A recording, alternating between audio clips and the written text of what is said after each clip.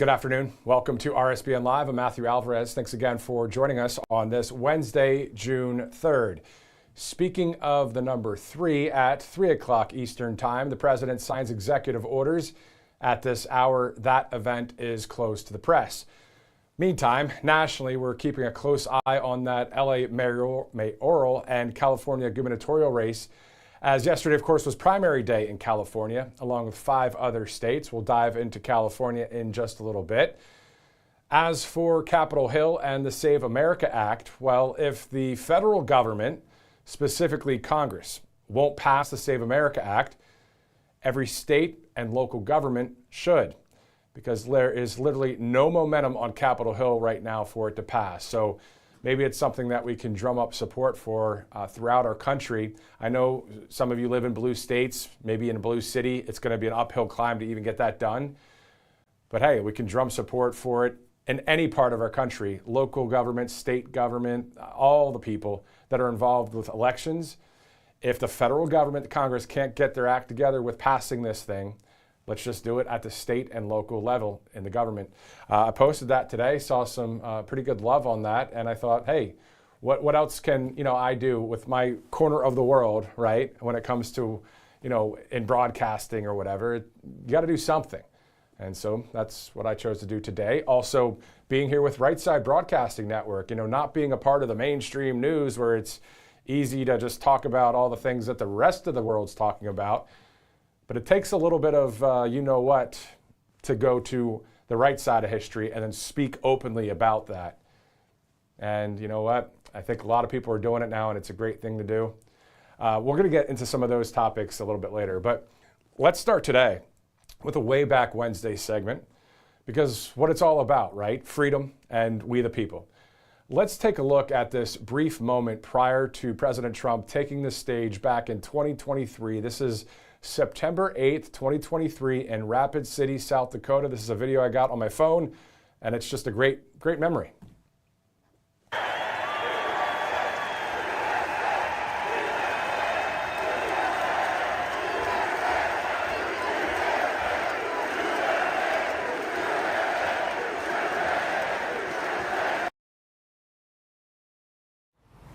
So literally 14 seconds of we the people chanting USA. I mean, can it get more patriotic than that, other than what happened on 1776 back in the day? As we're getting ready, of course, to celebrate our 250th coming up. A lot of great patriotic moves that we've seen over the decades, but wonderful to see just at the end of the day, the most simplistic aspect of it. People in a free country using their freedom of speech to chant for their country, to be happy to see the president at that time in 2023. And we want more of the same here in this country. We know that this is still an uphill climb, because we know that there are evil forces, whether spiritual or people that are just anti the United States, anti-God, family, country, all the things.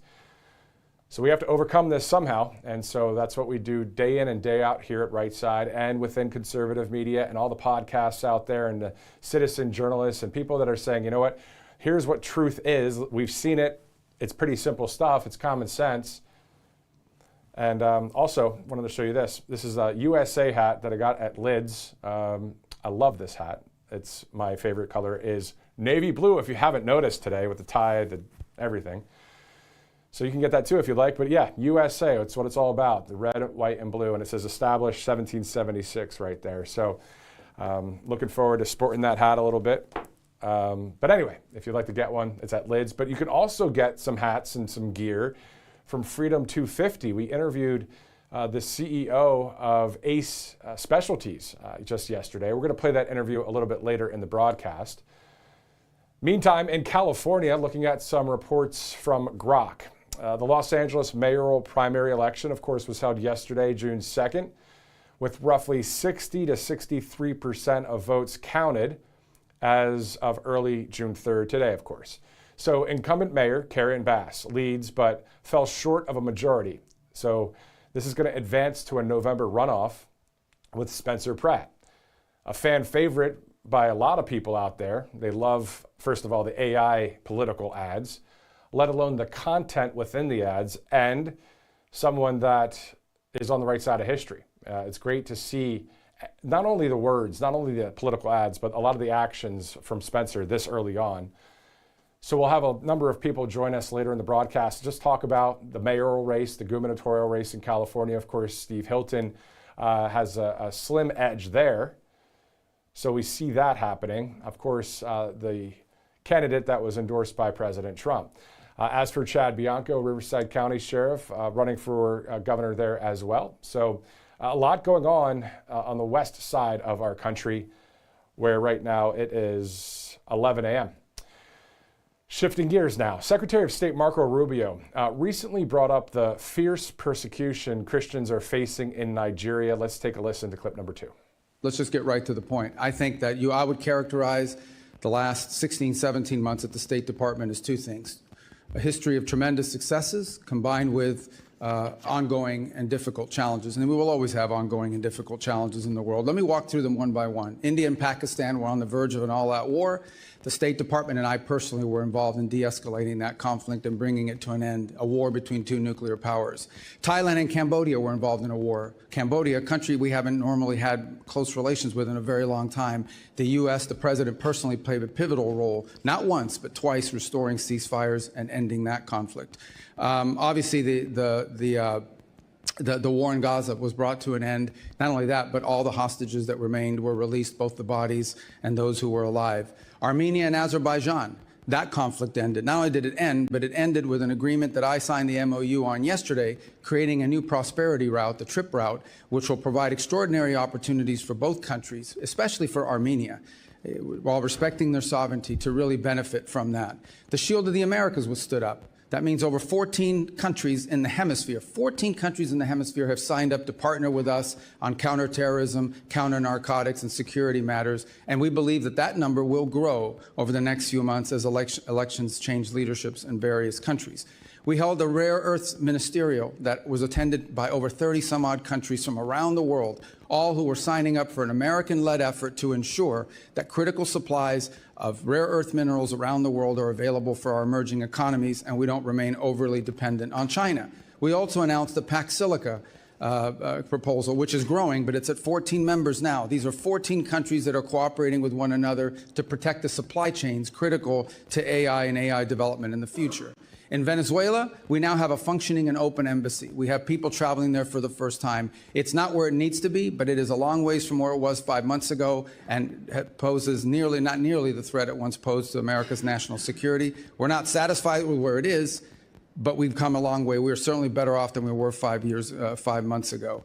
On Nigeria, where many were very concerned about violence against Christians. We are now actively in counterterrorism cooperation with the Nigerian government and Nigerian security forces, including a joint operation a couple weeks ago that took out the #2 leader of global ISIS operating from inside of the country, and that continues. The Pacific Islands, small Pacific Islands under constant pressure and threat from China, have received more attention from this administration than they've received in the last 10 years combined, and deliverables are coming along the way. The Quad, an important alliance in the Indo-Pacific between India, Japan, Australia. We've had multiple meetings of that group, including a meeting just last week in India, and a follow-up that's going to occur later this year, including a leaders meeting before the end of the year. As I speak to you now for the second consecutive day, and for the first time in many, many years, the leaders of the legitimate government of Lebanon and leaders from the government of Israel are seated at the State Department for the second day in a row, and hopefully today we'll produce a joint statement and an action plan on a track for security in that country, independent from Hezbollah, independent from nefarious influence. They had similar meetings last week at the Pentagon at the military level. We have signed 32 health compacts. 32 countries have signed health compacts with the United States, where our aid to those countries will not just be dollars distributed to an NGO who then will go into the country and impose programs. Instead, we are partnering with 32 countries, many of them in the African continent, in which we will empower their native and domestic health industries and national health systems, so that they can not only are we treating the acute situations on the ground of people that are sick, we are helping them build the capacity and the capability to do this for themselves. This is what these countries want. They do not want to be perpetual aid recipients. They want to be able to take care of their people one day, and we are helping them as part of our aid to build that infrastructure. I could go on, but let me just say another point. We are better today than we have ever been at disaster relief. Today, the United States can respond to disasters around the world on a humanitarian basis faster and more effectively than they ever have because of our reorganization. And the proof is our response in Jamaica, our response to 2 typhoons in the Pacific, our ability to quickly deploy within 24 hours and bring aid directly, coordinating with the governments to people, is better than it has ever been because we cut out bureaucracy, we cut out the middleman, and we went right to the point. We still have challenges. On Sudan, it remains a very frustrating situation. We remain deeply engaged with the Quad in these negotiations. As many of you are aware, unfortunately, Sudan has turned into a proxy war between multiple countries, and the divisions between the UAE and Saudi Arabia have truly complicated our ability to bring that to an end. What we're focused on there now is identifying 2 cities, or 4 cities, 2 on each side, that will serve as points of distribution for humanitarian aid. But the inability, the real frustrating thing about Sudan is that one side or the other will agree to something, but then they will not comply. But we remain focused on that, and we have people that work on that full time. We even had a donor conference just about a month and a half ago where hundreds of millions of dollars in pledges for not just humanitarian aid, but reconstruction. We're focused on that. It's an ongoing challenge. On DRC and Rwanda, they signed a peace agreement. Unfortunately, compliance has not been good. We've had to impose a few sanctions on the Rwandan side. We are starting to see some compliance. It's moving, not moving fast enough, but we're hoping to see compliance at some point in the middle part of next month in withdrawing the Rwandan troops from there. Of course, we still have the M23 problem that has to be addressed.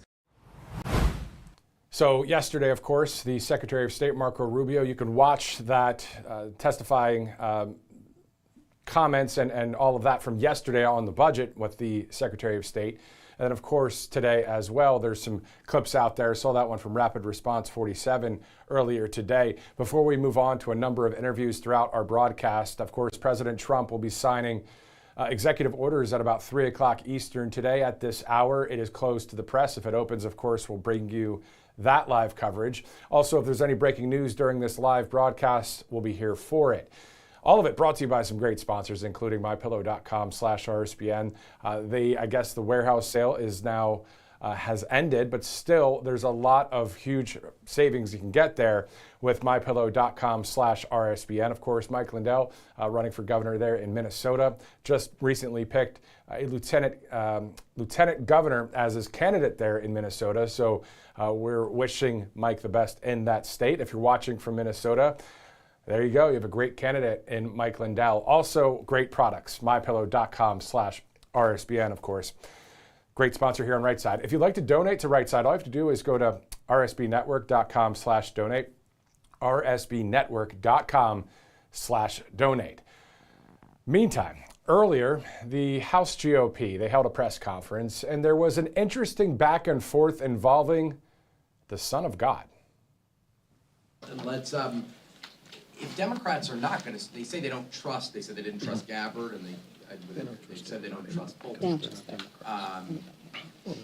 Could you pass FISA without Democrats? The Democrats wouldn't trust Jesus. They're not good. There's not a single person. He hasn't been nominated. You wouldn't trust him. I mean, how do you handle this if you can't have Democratic votes? They're playing political games, Jake. The Democrats are not willing to do anything, even the most simple, basic, important responsibility to keep the American people safe, because they want to make life hard for the president. So the quick comment back from the reporter was he wasn't nominated, and just laughter and all that kind of stuff. And I don't know, something to me today, I was like, man, come on, do we realize that Jesus himself will return to the earth and will rule as king on the earth in the future, and that every knee will bow and tongue confess that Jesus is Lord? So I'm just saying, I kind of get the back and forth, but it's like, maybe leave the one that made everything out of nothing out of it. I know I'm being a little judgy, but I'm allowed to be, right? I mean, again, he wasn't nominated. Like, come on, man. And we're talking about the reporter here. We're not talking about Mike Johnson. That's a great point. The Democrats wouldn't even trust if it was Jesus in the office. Okay, that's a solid comment. And the reporter's like, well, he wasn't nominated. And when I think of nomination and I think of politics, I think of who's going to rule and reign in the future. According to the Bible and to those that believe in the Bible, Jesus will. So he doesn't really need to be nominated. he kind of created everything out of nothing. So I just wanted to say that, and there's probably some bias against left-wing media within this whole package of what I'm talking about here. Of course there is. So just wanted to point that out. I'm sure some of you may agree. If you don't, it's all good. We're allowed to disagree, of course, in this country. All right, so it's 2:15 Eastern Time. Thanks again for joining us here on Right Side Broadcasting Network. Let's shift gears a little bit right now to specifically Benghazi. Of course, back years ago, we had a retired Marine, Mark Geist. He joined us recently. He was a member of the Annex security team near the U.S. diplomatic compound in Benghazi, Libya, during the terrorist attack on September 11th and 12th in 2012. And for Mark, despite sustaining severe injuries, including more than 20 shrapnel wounds and a mangled arm from mortar fire, he is credited with saving the lives of more than 25 Americans through his actions in that prolonged firefight. So what we'll do is, there's about a 3-minute documentary on Benghazi we're going to air, and right after that, the interview with the great Mark Geist. Let's take a look.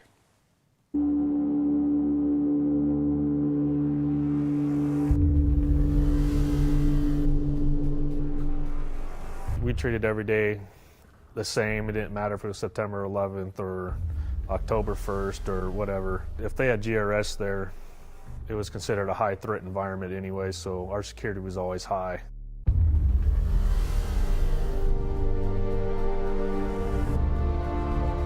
I got a phone call on my cell from Roan, which was Tyrone Woods, saying I needed to get back to the annex and don't go anywhere near the embassy.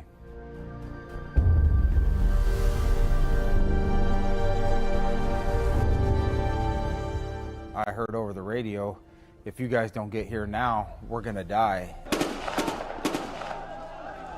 We're sitting there waiting, and I'm looking at Bob and saying, hey, you know, we need to get over there, we're losing the initiative. And he just looks back and says, stand down, you need to wait. More time starting to go by. The state guys are on the radio saying, hey, they're lighting the villa on fire, which is where the safe room is and where the ambassador was hiding out. The panic that you could hear in the State Department voices, the fear that they had was just, I mean, it was heart aching that we couldn't get there quicker.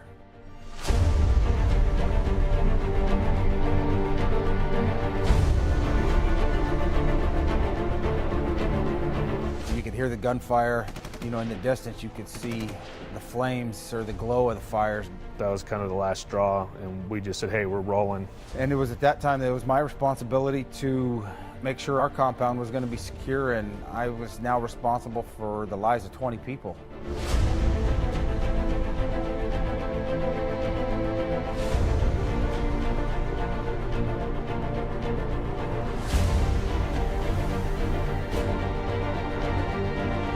Next thing you know, again, another attack happens. We got a rocket that hit the back wall, small arms fire opened up, and a mortar hit the top of the wall.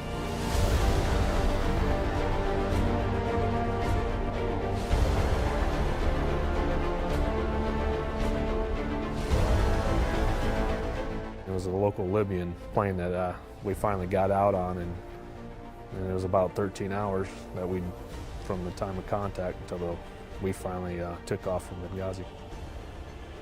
We didn't have to go over and rescue them.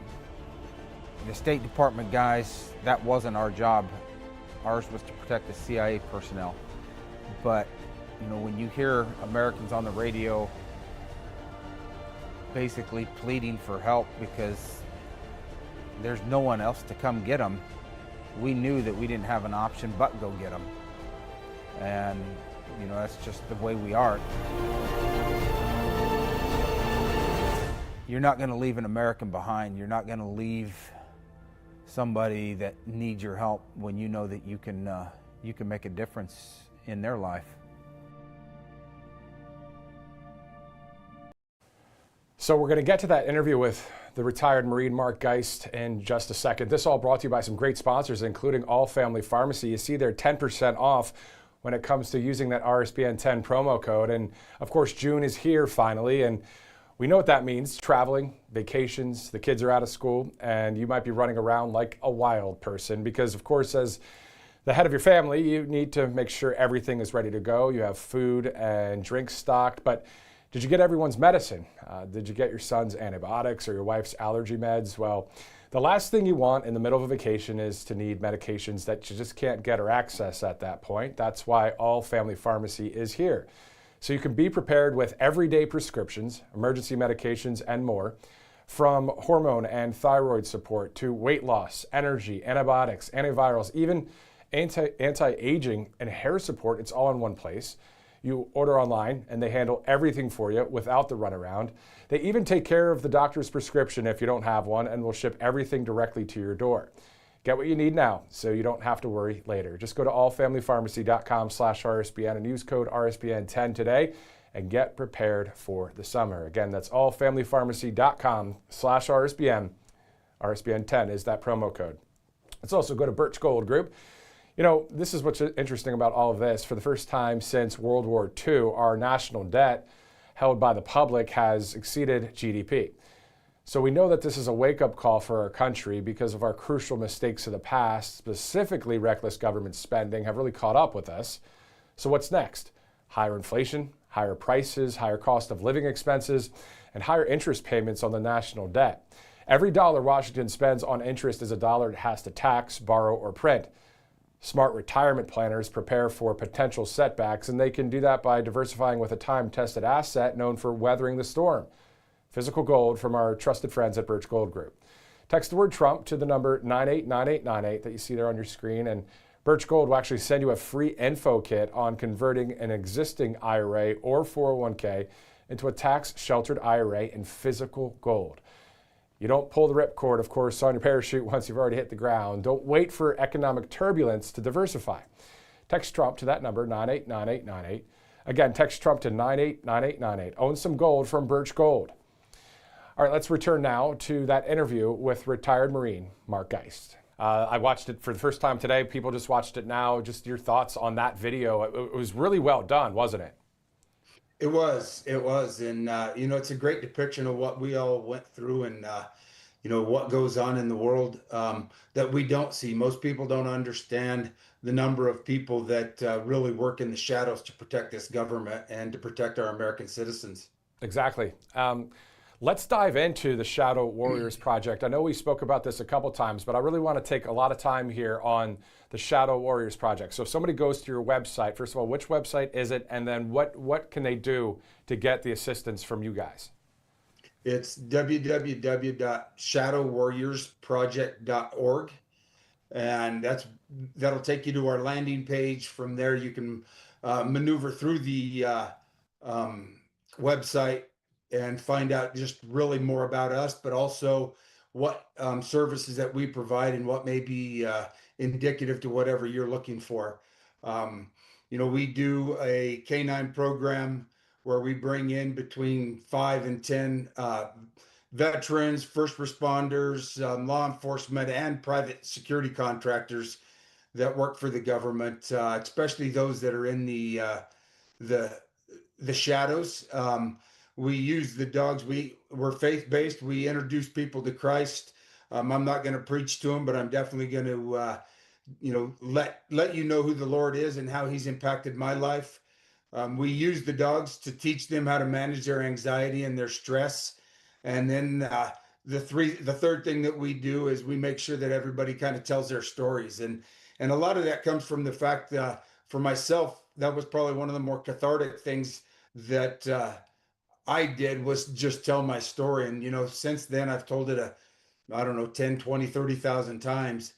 And it is still that it's therapeutic. And so we really want that is to be what the guys get. And it also allows them to build that connection with other people that are in that group with them, to stay in touch and be each other's support network when you leave. Let's just dive into it. I mean, obviously you are an American warrior. You are a retired Marine. You saved people's lives in the midst of Libya, of what happened there in 2012. So my point is therapy. A lot of times, maybe someone like you, nobody would think, oh, that guy, is going to promote therapeutics. But can you tell the world, even if one person's watching or 1 billion, can you talk about how important it is to go to therapy if you need it? It is, and a lot of times it's been given this stigma because we have this idea of what it is. Your traditional therapy is and most of it, I think, it comes from television where you see, the person laying on the couch and you've got somebody there just asking you questions. Um, and I've had part of that. Just never laid down on the couch, but sat in a chair across from somebody and talked with them. Was it helpful? I think to a little bit it was, because it's just telling your story, and I think unpacking that is very important. Now, a lot of people say, well, that person has never been there, so they don't understand. And no, they don't understand, but that isn't why they're there. They're not there to understand and tell you how to fix everything. They're there to listen and be objective in what they return back to you. And I think the therapy, more than anything, is just unpacking it, letting it out, because if you don't and you try to hide it, you try to keep it inside of you, it's going to come out one way or the other. I mean, you can either control how it comes out, or you're going to it's going to come out in how you deal with your friends, how you deal with your bosses, your life, your kids, your family. And I think that's one of the reasons, because people don't want to talk about it, that you see so much divorce in people that have PTSD and don't want to resolve those issues. And even outside of PTSD, so many things. I was going to talk about that too, within the marriage and the family and all of that. But coming from you, I think you can't you're like, even though you were a Marine, in my mind, you're like a Navy SEAL, a Marine. It's all kind of the same to me when it comes to just being an American badass, right? So if you're going to talk about it, and you're going to talk about Jesus, and you're going to talk about therapy, then who else could say, no, I'm too tough for that? I mean, literally, you went to war for us in Libya. You got hit. How many times did you get hit? And then also, were you praying during this time? And what was it like to go through that spiritually, emotionally, and mentally for you, sir?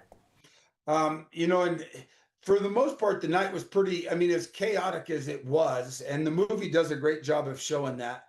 But as chaotic as it was, there was some downtime, because there would be an attack, and then it would kind of fold. We would repel that attack, and they would go back, regroup, and come back again. So it all happened throughout the night for the 13 hours of pretty much sustained combat. But and I had a few minor scrapes and scratches from flying glass, because they were shooting out our floodlights.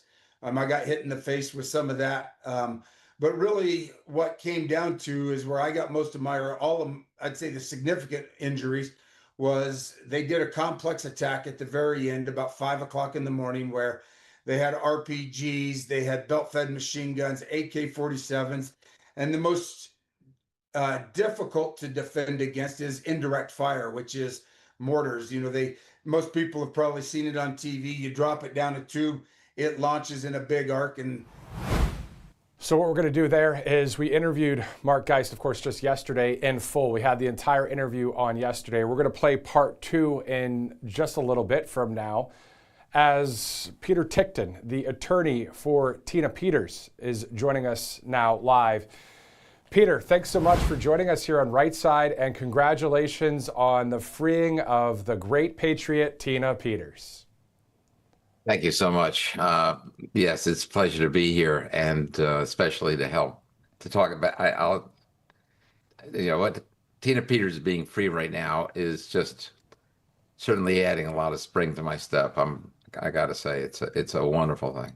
Exactly. So when you heard from the Governor Paulus, that there was going to be a commuting of the sentence and all of that, you must have already known this was coming down the pike, right? Well, actually, I got it from a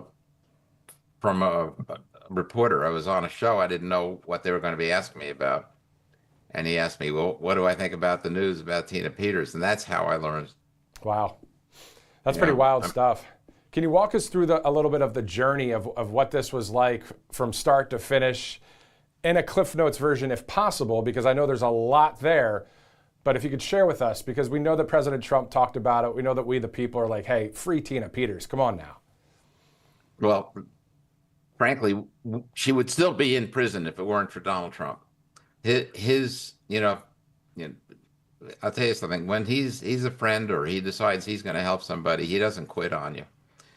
And there's so many times when he could have, but he was always there. And I'm sure that that had a lot to do with Governor Polis actually making up his mind that he had better do what he needed to do, because you know it was the right thing for him to do. He needed to free Tina Peters. That kind of went without saying, because he did say that the sentence was overly harsh. So once you're the governor and you're admitting that the sentence is overly harsh, and then you get the decision by the Court of Appeals that says that she was sentenced on the wrong basis altogether, because she was sentenced because of what she would say. So he did the right thing. And then on top of that, oh, go ahead. Okay, so anyway, but in order to get him to do the right thing, first, I was screaming my head off about it and saying things that, because I couldn't understand how he would resist the president of the United States. You've got people that work together. Governors have to work hand in hand with the president of the United States. If they don't, the state suffers, and maybe the federal government suffers. They've got to be able to work together. And when it comes to releasing a prisoner that's wrongfully there, for goodness sakes, you don't just take a political attitude, which he was taking. And so I would say things like, on shows like this, I would basically say, well, how is it that you've got the leader of China, that wouldn't talk badly to President Trump, that kowtows to him to some extent. How is this pipsqueak governor of Colorado standing up to the president of the United States? It's not going to work end well for him. So, there was a lot of pressure like that was put on the governor, especially for Donald Trump. And then, eventually he indicated that he might give her a commuter sentence. So once that happened, and we had him thinking the right way, there were certain people that were in communications both ways, and he. So people lightened up on him. Even the president lightened up on him. Gave him a little bit of breathing room so that he could make the right decision, and it wouldn't look like he was kowtowing to Donald Trump. And then he came out with the decision he did, which was what he should have done. He's the governor of the state, so he's the one responsible for making the decision. Everybody else can tell him what to do, but they're not really the ones responsible for it. So it's usually the one that's responsible that will come out with a better decision. Exactly. And then, so now, how is Tina? She's a different woman. She's getting herself together, doing a little bit of R&R. Look, she spent over 600 days in a terrible situation. It's not like 600 days that's a bad vacation. You went to the wrong spa. This is 600 days of being among killers. This is 600 days where, for the longest time, every time she'd go to sleep at night, she would be surprised that she actually lived through another day. That's how it was for a long time. In the men's prisons in Colorado, they do have different prisons for the monsters. They're in maximum security. The people that you need to have in prison because you got to get them out of society because they're going to hurt people, they're there in maximum security, or they're in, and then you have others in medium security and minimum security. But with the women, they only have 2 prisons, and they're for everybody. So the real monsters are in separate units. And sure enough, they took this person who was convicted of a white-collar crime and put her in with the monsters. It's wild to see it. Has she mentioned, or do you know if she wants to be out there in the public a lot? I mean, will she be going to the White House, or right now it's just too early to tell? She literally just got released 48 hours ago, right? Yes. And I'll be asking the president if he'd like to have her come to the White House. I'll be asking the president for an invitation. So I think that would be appropriate. Yeah, no, that would be powerful to see at the White House there. So what's next for you when it comes to this situation? I mean, she's free now. You move on to other cases, but this was a doozy, wasn't it? Oh, this was a doozy, and no, we're not moving away from hers. We're still fighting it. We're going to the Supreme Court of Colorado, where we're arguing. We've got 4 bases for the appeal. There was the supremacy clause.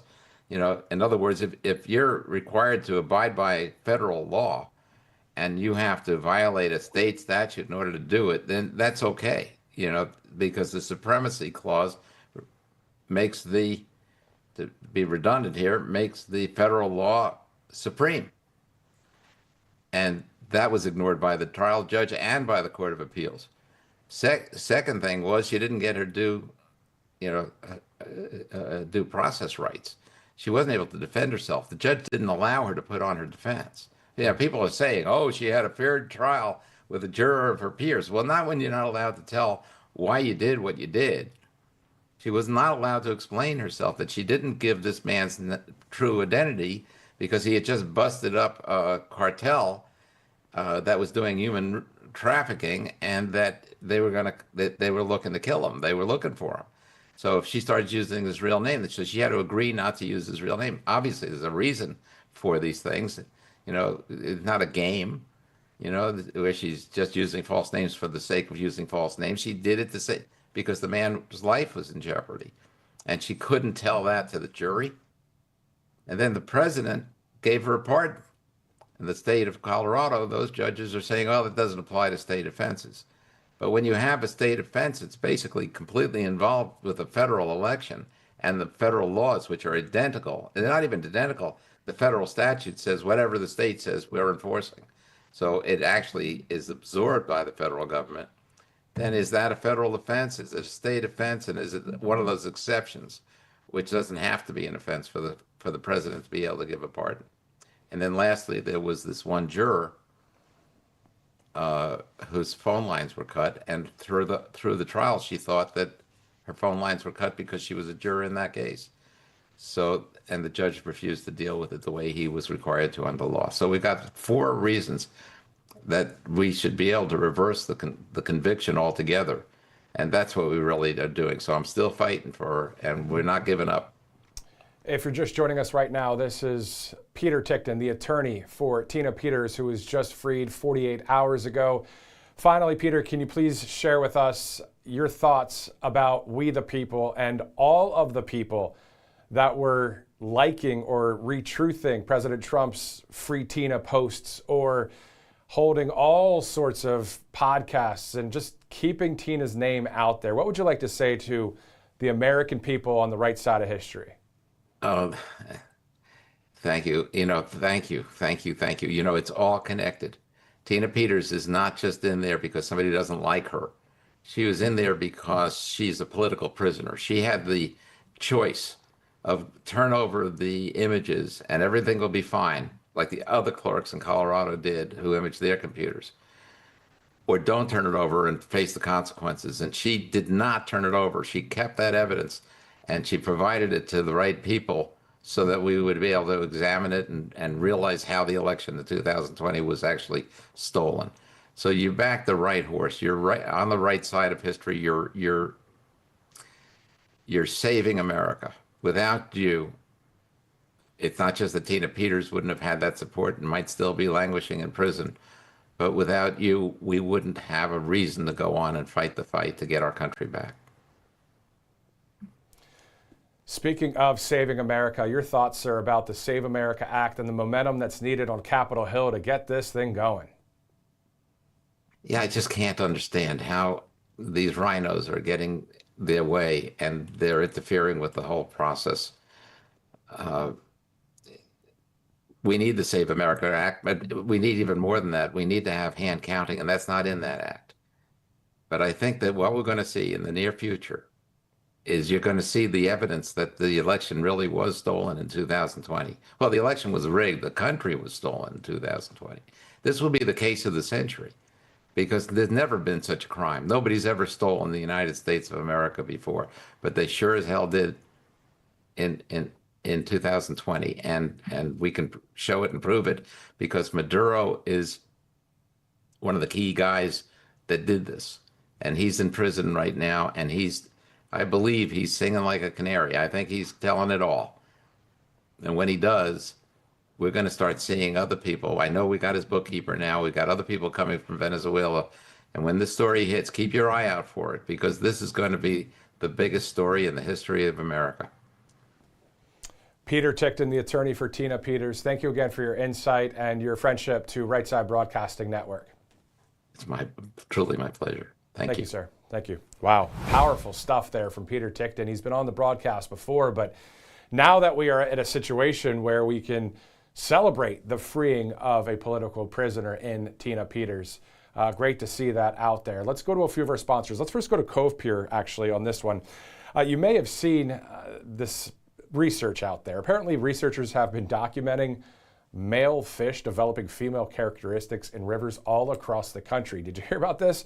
It comes from birth control pills that wastewater treatment plants can't fully filter out, and then it's in the same water that runs into your home. So if you're a man or you have sons, grandsons, or loved ones in your life, this isn't something you can ignore. That's why it's so important to use Cove Pure to purify your water. So here's how this actually works.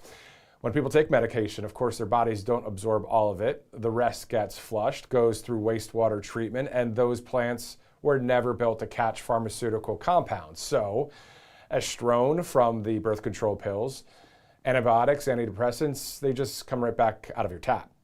So your standard pitcher filter from the store out there isn't going to cut it here. These compounds are just too small and too persistent. You need something that can filter things at a molecular level, and that's exactly what Cove Pure is. Their Clearwave reverse osmosis technology is certified to remove up to 99.9% of contaminants. So those estrone or the fluoride, PFAs, lead, arsenic, basically anything that isn't water gets filtered out. So unlike traditional reverse osmosis systems, Cove Pure couldn't be easier to set up. You just put it on your counter, you fill it up with water, and plug it in. The best part is it lets you actually select whatever temperature water you want. So hot water, of course, for tea or coffee, cold water for the gym, warm water for the baby bottles. One tap and you get it instantly. So of course those fish didn't have a choice about what was in their water, but you do. So go to covepure.com/RSBN right now and you can get $250 off right now. covepure.com/RSBN. Great sponsor here on Right Side Broadcasting Network. Let's go to Kalshi.com/RSBN. Of course, there's three ways to get the Kalshi. The QR code that you see on your screen. You can download the Kalshi app. You can go to Kalshi.com/RSBN. The big political trending topic today, the mayoral race in Los Angeles. We have a number of guests going to join us here shortly. We're going to talk about some of the results so far, the percentages, the runoff election in November, all the things between Spencer Pratt and the current mayor, Karen Bass. So we're going to see all of that here in just a minute. But also, if you'd like to check it out, just go to Kalshi.com/RSBN. If you're looking to bet, trade, or just check out polls, this is the place to do it, especially for things like these kind of races or whenever there's like different political things going on, like will the Save America Act pass or not and all that. Outside of politics, there's sports, faith, weather, science, technology, all the things, Kalshi.com. And outside of this sponsor ad read, let's look at Kalshi politics because I think there's a 66% chance of a Los Angeles mayor matchup between Spencer Pratt and Karen Bass. That means that's coming up in November. So that, according to looking at AI with Grok, the LA mayoral primary election, of course, was just yesterday, with roughly 60 to 63% of the votes counted as early as today. The incumbent mayor, Karen Bass, leads but fell short of a majority, advancing to a November runoff. So Spencer Pratt is in second and is the strong favorite to join her. So that'll be interesting because right now, at last check, so these numbers are from just a little bit ago, but still accurate when it comes to the fact that Karen Bass, 172,720 votes to Spencer's 151,149 so far. That's about 63% counted. So there's a lot going on there, including in the gubernatorial race. Of course, the Trump-endorsed Steve Hilton has the slim lead there, so we'll keep an eye on all of that. Let's shift gears and let's do this. Let's take a quick commercial break. We'll be right back here on Right Side. Welcome to Right Side Broadcasting Network, your trusted conservative news outlet. At RSBN, we deliver the truth when the mainstream media falls short. Since 2015, we've proudly broadcasted every single one of President Trump's iconic MAGA rallies, bringing you the excitement and energy live before anyone else. By watching RSBN, you get an unfiltered front row view of the action on the ground. We interview the crowds to give a voice to millions of Americans just like you. We show you President Trump's speeches in their entirety, free from interruptions and censorship. We cover the stories that matter to you with the integrity and passion you deserve. Thank you for choosing RSBN as your home for America First News. Together, we stand strong, united, and informed. So join us and be part of the right side of history. Hey y'all, it's Silk from Diamond and Silk Chit Chat Live. Look, don't forget to watch my show right here at Right Side Broadcasting Network, and I want you to support Right Side Broadcasting Network. It's imperative that you do so, okay? Bye-bye.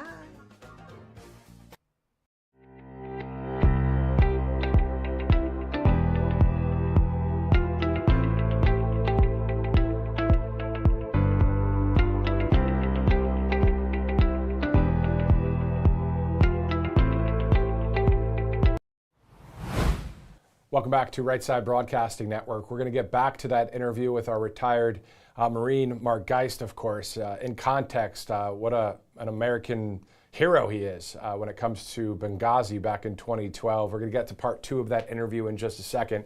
Brad Brandon, in the meantime, the Across Nigeria CEO, joins us live.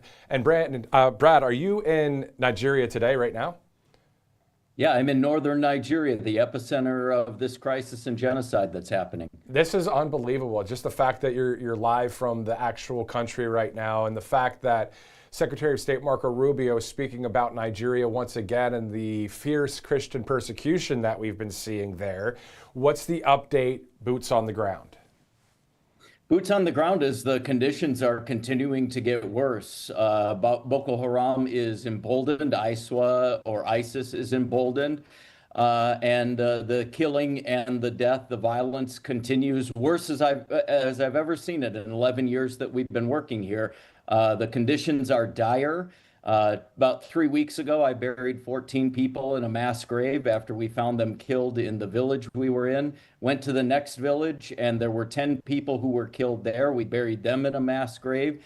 And about an hour after I left, that village was attacked again for the 3rd time. 5 more were killed. So I can't keep up with the massacres and the killing that happens here. It's all over. It's unbelievable to hear what you're saying right now. When you're seeing the families, the survivors around it, I mean, how do you navigate? How are you doing what you're doing out there? We pray with them and comfort them as we can. Sometimes we find injured children. We bring them to medical clinics and get them medical attention. We were just caring for a young girl named Mary who had a machete hit the left side of her face and gouge her eye. She may lose her eye. The rest of her injuries are healing fine, but she may lose that eye. So we brought her to an eye clinic to help her get looked at. So we're bringing aid and comfort as best we can to the survivors. And, the victims who are killed, we bury in mass graves and do a short service for them and move on to the next village and help the next person. It is a war zone here, and it's getting worse. So what we're seeing is this radical Muslim? Is it radical Muslim against people that are maybe more not as radical, other Muslims, and also Christians? Or are you just seeing this one radical Islamic group go in and slaughter Christians in Nigeria? Tell us the inside of what's going on there. Everything here is complicated, but if you boil it down to the lowest level, it really does come to radical Islam versus Christianity. Now, there is Muslim on Muslim violence here. That does happen. but that is Boko Haram and radical extremists going after Muslims that don't hold their radical beliefs. Christians are 5 times more likely to be killed than any other group here in northern Nigeria. You have Boko Haram involved in that as a terrorist organization. ISWA, the Islamic State of West Africa, also involved in that. A relatively new group called Lakurawa, who is equally dangerous. And then you have Fulani militants. Those are radicalized Fulani. Fulani is an ethnic group of people here. There's 17 million of them, and a small percentage of them are causing a significant amount of the violence, and most of it is targeted against Christians.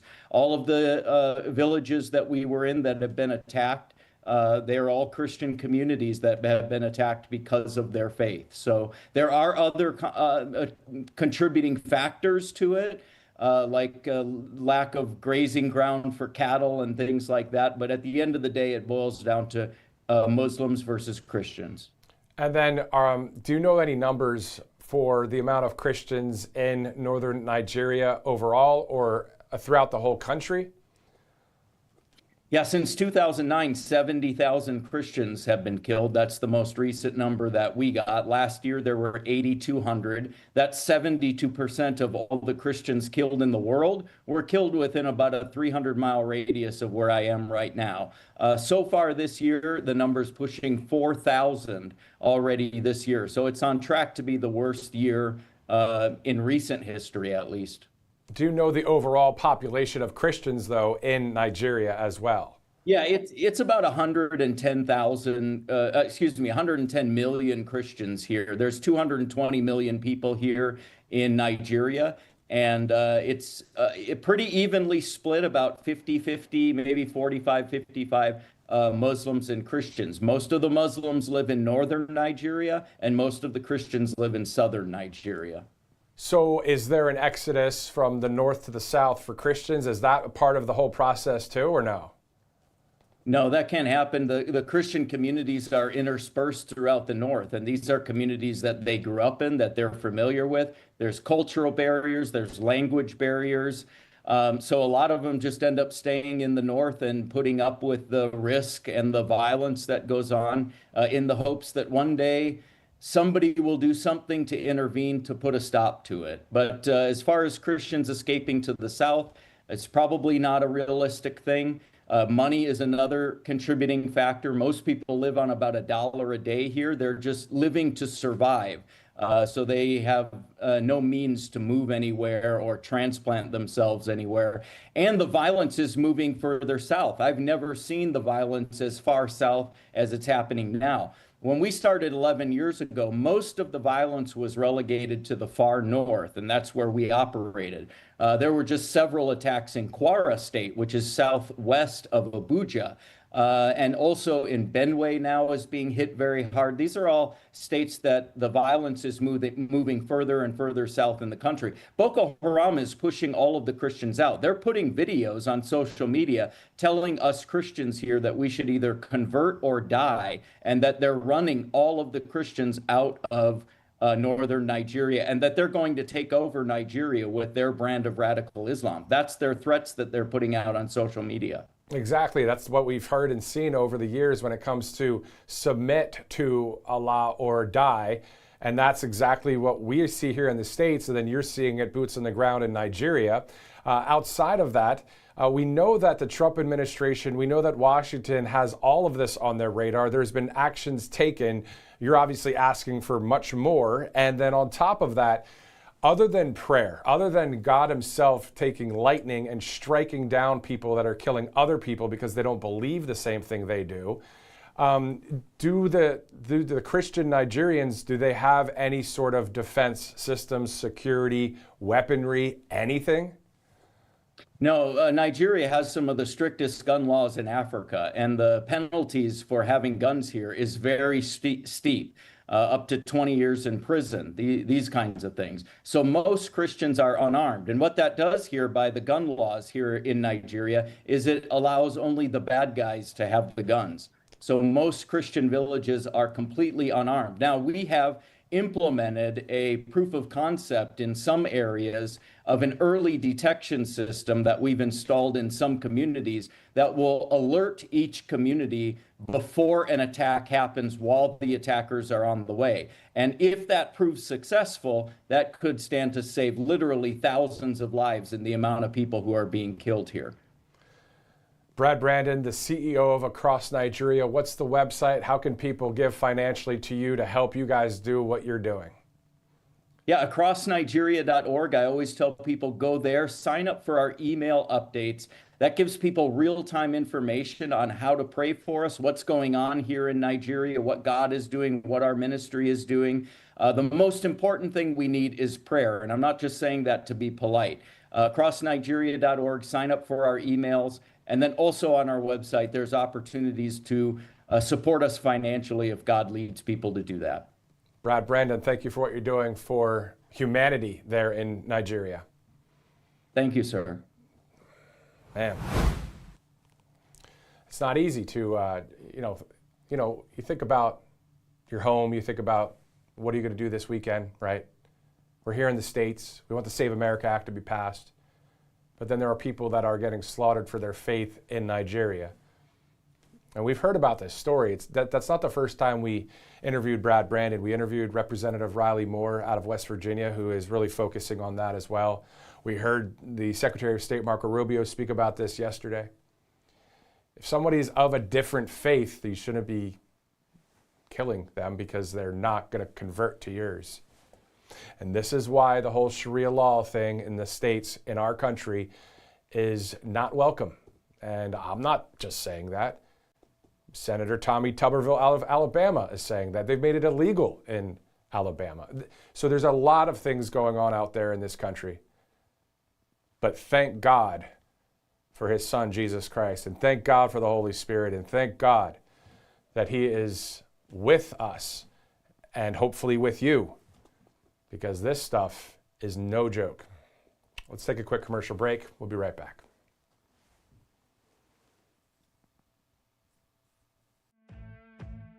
Welcome to Right Side Broadcasting Network, your trusted conservative news outlet. At RSBN, we deliver the truth when the mainstream media falls short. Since 2015, we've proudly broadcasted every single one of President Trump's iconic MAGA rallies, bringing you the excitement and energy live before anyone else. By watching RSBN, you get an unfiltered front row view of the action on the ground. We interview the crowds to give a voice to millions of Americans just like you. We show you President Trump's speeches in their entirety, free from interruptions and censorship. We cover the stories that matter to you with the integrity and passion you deserve. Thank you for choosing RSBN as your home for America First News. Together, we stand strong, united, and informed. So join us and be part of the right side of history. Hey y'all, it's Silk from Diamond and Silk Chit Chat Live. Look, don't forget to watch my show right here at Right Side Broadcasting Network, and I want you to support Right Side Broadcasting Network. It's imperative that you do so, okay? Bye-bye.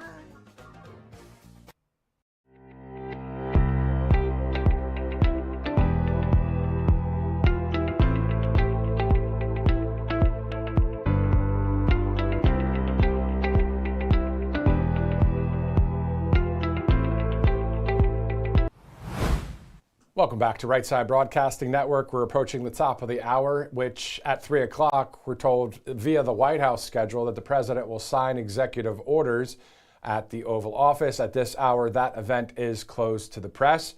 Meantime, of course, nationally, we're keeping a close eye on the LA mayoral and California gubernatorial races, as, of course, yesterday was primary day in California and 5 other states in the union. So we'll dive into California in a little bit. And as I mentioned at the top of the broadcast, as for the Save America Act, if the federal government, specifically Congress, won't pass the Save America Act, every state and local government should, because there is literally no momentum right now on Capitol Hill for it to pass right now. Meantime, in California, looking at some reports on Grok, the LA mayoral primary election, of course, held yesterday. So about 60 to 63% of the votes are in. That number increasing as we speak here. Right now, Karen Bass has the lead. And then, of course, Spencer Pratt is in second place, but it's going to look like it's going to be a runoff. We saw that with Kalshi politics as well, if you're just joining us. We'll get back into some of that in a little bit. As far as the California gubernatorial race, Trump-endorsed Steve Hilton has the slim lead there. So again, we'll have a number of guests from the West Coast joining us here to talk all about the mayoral race and the gubernatorial race. Before we get back to part 2 of our interview with retired Marine Mark Geist, and we have some more interviews outside of that as well coming up. Let's go to allfamilypharmacy.com/RSBN, because we know that June is here, and we know that means traveling and vacations, and the kids are out of school, and you might be running around like a wild person. And of course, if you're the head of the household, you need to make sure everything is ready to go. You have the food stocked, drinks stocked, but the question is, did you get everyone's medicine? Did you get your son's antibiotics or your wife's allergy meds? And the last thing you want in the middle of a vacation is to need medications like that or others that you just can't get or access while you're out there. And that's why All Family Pharmacy is here. You could be prepared with everyday prescriptions, emergency medications, and more. From hormone and thyroid support to weight loss, energy, antibiotics, antivirals, even anti-aging and hair support, it's all in one place. You order online and they handle everything for you without the runaround. They even take care of the doctor's prescription if you don't have one, and will ship everything directly to your door. So get what you need now so you don't have to worry later. Go to allfamilypharmacy.com/RSBN and use that code RSBN10 to get prepared for the summer. Again, that's allfamilypharmacy.com/RSBN. And you can use RSBN10 at checkout. You'll get that 10% off. And for the first time since World War II, our national debt held by the public has exceeded GDP. We know that this is a wake-up call for our country because of our crucial mistakes of the past, specifically reckless government spending has really caught up with us. So what's next? Is it higher inflation, higher prices, higher cost of living expenses, higher interest payments on the national debt? Every dollar Washington spends on interest is a dollar it has to tax, borrow, or print.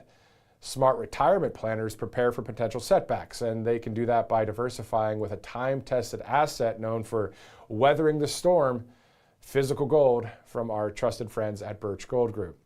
All you have to do is text the word Trump to that number you see on your screen there, 989898, and Birch Gold will send you a free info kit on converting an existing IRA or 401k into a tax-sheltered IRA in physical gold. Of course, you don't pull the ripcord on your parachute once you've already hit the ground, so don't wait for the economic turbulence to diversify. Text Trump to that number, 989898, and own some gold from Birch Gold. It's 3:02 Eastern Time. Let's go back to our retired Marine Mark Geist, absolute American hero, joining us from the interview for part 2. Launches in a big arc, and they had us dead to rights. The total number that hit in that area was within the kill radius, but some of them, I'm up on an elevated position, was total, I think it was 6 or 7, but 3 of them were what hit up on top of the roof. The first one that hit on top of the roof knocked me back a little bit. As I stood up, because I had been in the middle of changing my magazine, I'd ran out of bullets, changing mags, started to stand up. It knocked me back a little bit. I stood on up and started in a crouched position, shooting over the wall. And that's when I noticed that Ty was in a fetal position down at my feet on the left. And I went to bring my left arm up and start shooting. And that's where I realized I was injured, because my left arm was hanging off about a 90-degree angle. Piece of shrapnel went through it, disintegrated 2 inches of the radial bone, shattered the ulna, and did a lot of damage in there. And there was, and for me, I just had to stay in the fight. I just had that mentality of, because I know that Dave, the State Department guy, was on the other corner of the roof. He had been hit. I had been hit. I saw Ty out, and I know Glenn was moving behind us to get separation. And, you just know that you got to stay in the fight. So you do whatever you can. And shortly, probably within 30 seconds or a minute, the next mortar hit and landed in front of Glenn, and we called him Bub. Landed in front of Bub and killed him. And then I took shrapnel from that one as well. And then the third one hit, and I also took shrapnel from that. And to give you an idea is an 81 millimeter mortar has a kill radius of 131 feet. And that means if you're within that 131 feet, you have about a 97% chance of dying. And I was within 17 feet of 3 of them. So to go to your question is, somebody was looking out for me. There is no reason I should be been alive after that. Statistically, it's just impossible. So, to me, there was somebody looking out for me, and I think, it was the Lord looking out and had his angels and his armor around me for whatever reason that is. And then the impact that you are now sharing for many people, anybody from first responders to military to anybody that worked for the government as well. So you're just impacting their lives because you survived something, again, as a miracle. So it's pretty powerful. So let's dive back into specifically the Shadow Warriors project then. So I loved where we just went there. That was really awesome, really insightful about the therapeutics as well. So outside of the canine therapy situation, outside of the great faith in Jesus Christ of Nazareth, what else would they learn or what else happens within Shadow Warriors Project? And then also, how can people assist you guys financially with this whole situation? Well, and excuse me, we have another arm of it that my wife started, and it's called Her Warrior's Heart. And what it is it's focused on the spouse because, there's a lot of organizations out there that do great things for veterans. There's a lot of great organizations out there that do fabulous things for the family. But there's very few, if any, that just focus on the spouse themselves. And what we don't understand, or I think what we've never really fully identified, is the trauma that our spouses go through every time we deploy. Because we think of trauma as something like gunfire and getting blown up and things like that. Well, think about what our spouses go through every time we deploy is they don't know if we're coming home.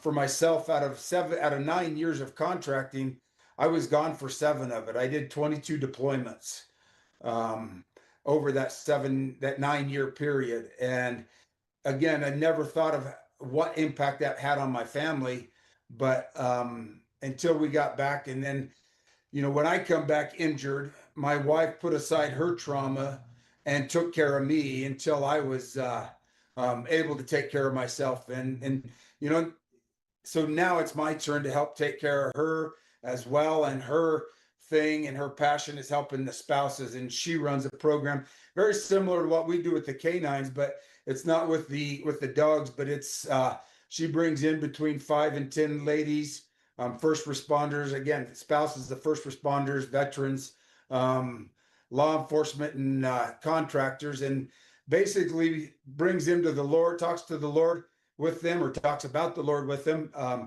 We have a counselor, a psychologist that's a part of it. And then bigger than any of it is, again, unpacking what's going on in their lives. And these ladies afterwards, they just are another group and they stay in touch for the rest. I mean, it's been going on for our 3rd year now that we've been doing this. And those ladies that were in the first one stay in touch. They've came back and volunteered to help with future ones. And we actually have ones coming up here shortly. I think it starts next week here in Colorado Springs. Awesome. So it's in person. Is it over Zoom or over anything like that too, or does it just have to be in person? No, it's all in person. Yeah, they get to do a lot of things that maybe they would never do. I mean, they get to go and she'll take them out and take them rock climbing. Because we got some great things, and a lot of it is also it's showing yourself that you can do things that you never thought you could do.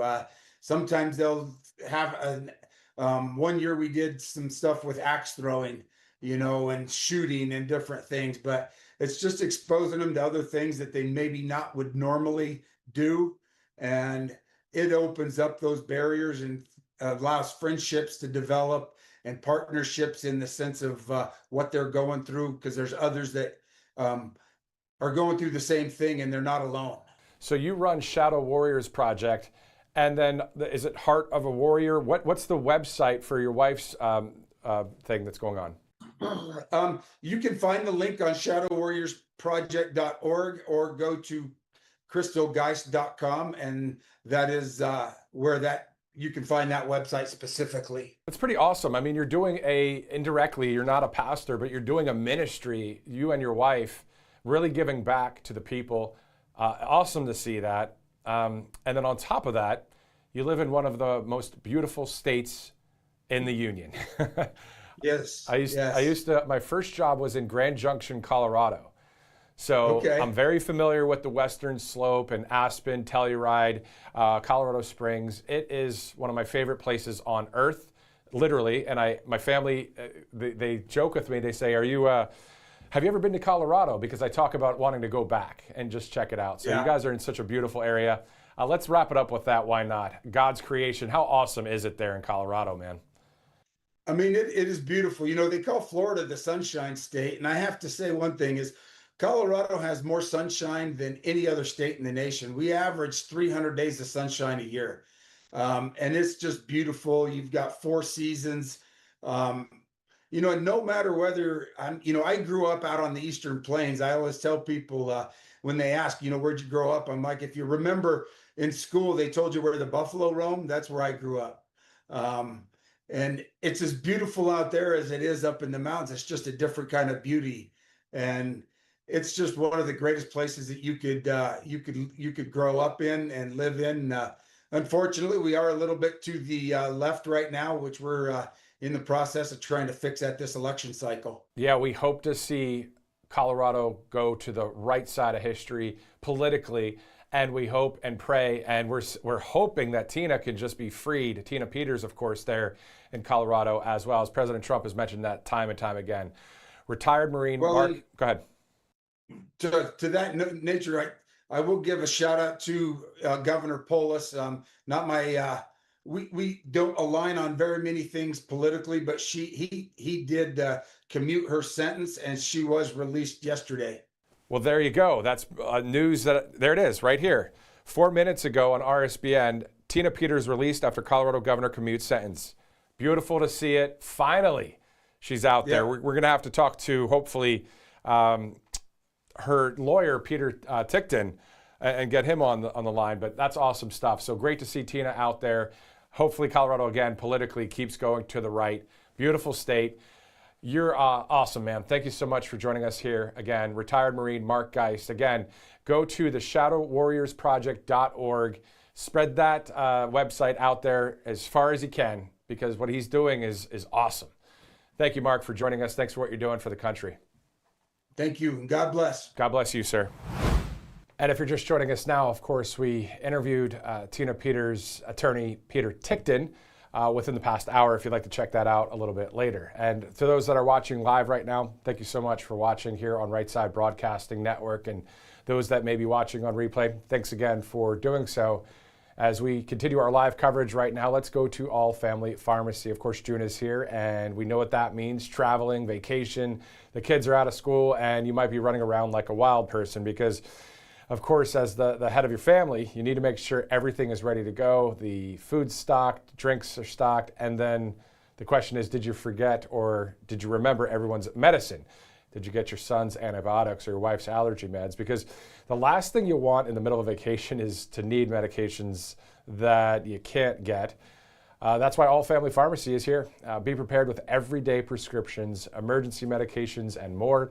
From hormone and thyroid support to weight loss, energy, antibiotics, antivirals, even anti-aging and hair support, it's all in one place. You order online and they handle everything for you without the runaround. And they even take care of the doctor's prescription if you don't have one, and will ship everything directly to your door. So get what you need now so you don't have to worry later. Go to allfamilypharmacy.com/RSBN and use code RSBN10 today to get prepared for the summer. Again, that's allfamilypharmacy.com/RSBN and use that RSBN10 promo code at checkout. Let's also go to Birch Gold Group. For the first time since World War II, our national debt held by the public has exceeded GDP. So it's a wake-up call for our country, and our crucial mistakes of the past, specifically reckless government spending, have really caught up with us, because the question is, what's next? Is it higher inflation, higher prices, higher cost of living expenses, higher interest payments on the national debt? Every dollar Washington spends on interest is a dollar it has to tax, borrow, or print. So smart retirement planners prepare for potential setbacks, and they can do that by diversifying with a time-tested asset known for weathering this storm, physical gold from our trusted friends at Birch Gold Group. So just text the word Trump to the number 989898, and Birch Gold will send you a free info kit on converting an existing IRA or 401k into a tax-sheltered IRA in physical gold. You don't pull the ripcord on your parachute once you've already hit the ground, of course, so don't wait for economic turbulence to diversify. Just text Trump to that number, 989898. Again, you can own some gold from Birch Gold Group. All right, let's move on. 3:15 Wednesday, June 3rd. Thanks again for joining us. Of course, we've been keeping our eye on the results of the mayoral race in Los Angeles. We're going to have a few guests join us to talk about that in just a little bit. It looks like a November runoff, meaning it will be Karen Bass against the great Spencer Pratt. So we'll see how that goes. And it'll be great to hear some of the information from people out there in California. Meantime, let's go to President Trump on Truth Social within the past 5 minutes. He said, quote, Vice President J.D. Vance and Republicans are doing a great job hunting down fraud in the various states. Billions of dollars is being found, and we've just started. If we found it all, we would literally be able to balance the budget and simultaneously reduce taxes, cutting them even more than I have already done, which is a record. The president says, amazingly, Democrats are fighting us all the way. This is something that I am surprised at because I thought this would be a bipartisan effort. It's looking like they're in on the act. The Democrats don't want us to find hundreds of billions of dollars of fraud. This goes down along with men playing in women's sports, the transgender mutilation of our children, mail-in ballots, no voter identification, and no proof of citizenship in the scale of ridiculousness. President Donald J. Trump. And speaking of President Trump, here is a new video from the White House with the president himself in the Oval Office. From the very first day I took office, our administration has waged the most successful war on crime in American history. Last year, the murder rate saw the single largest decline ever recorded, falling to the lowest level in 125 years. We've reduced the fentanyl coming across our border by 60%, from Washington to Memphis to New Orleans to our southern border. We are restoring law and order to America. Now we're taking our next big step to defend public safety in America. At my direction, the Department of Justice is beginning what we're calling the Model Cities Initiative to slash violent crime in major metropolitan areas all across our country. In selected cities, the Department of Justice will provide $300 million in grants to hire police officers, modernize equipment, provide training, and improve law enforcement. This historic funding will go to confronting substance abuse, preventing youth crime, and combating repeat offenders. In short, we're committed to making historic investments in improving the quality of life of city residents nationwide. For the next 90 days, any city or local government representing a population of more than 100,000 people can apply to take part in this exciting new program. It's amazing. Tell your local representatives to apply now by going to www.justice.gov/grants. With your help, we will put more police on our streets, and we will put dangerous criminals behind bars where they belong, and we want to keep them there. Thank you very much, everybody. Have a good time. You're amazing people. All right, let's shift gears now as we go from the White House to the RNC, specifically the election integrity spokesperson, Ali Triolo. We caught up with her recently. Here's that interview in case you missed it. For the Republican National Committee, Ali Triolo. Thanks so much for joining us, Ali. Hi, thank you so much for having me. Definitely. I understand the RNC has launched historic election integrity efforts. Can you enlighten us about that? Absolutely. So the RNC just crossed a major threshold when it comes to our election integrity efforts. We have 150 lawsuits in more than 30 states around the nation, and we're fighting to protect the ballot box. There are different areas in which we're doing this, all the way up to the Supreme Court, as well as in local municipalities and states. So we have a very, very aggressive operation, and we are not letting up. And then on top of that, when we look at the different states out there, and it gets confusing for some people, like what is a committee man? What is a committee woman? What are voter roles and registration? And is the Save America Act going to pass? But it looks like you guys are taking an initiative with the RNC right now just to really tackle this head on.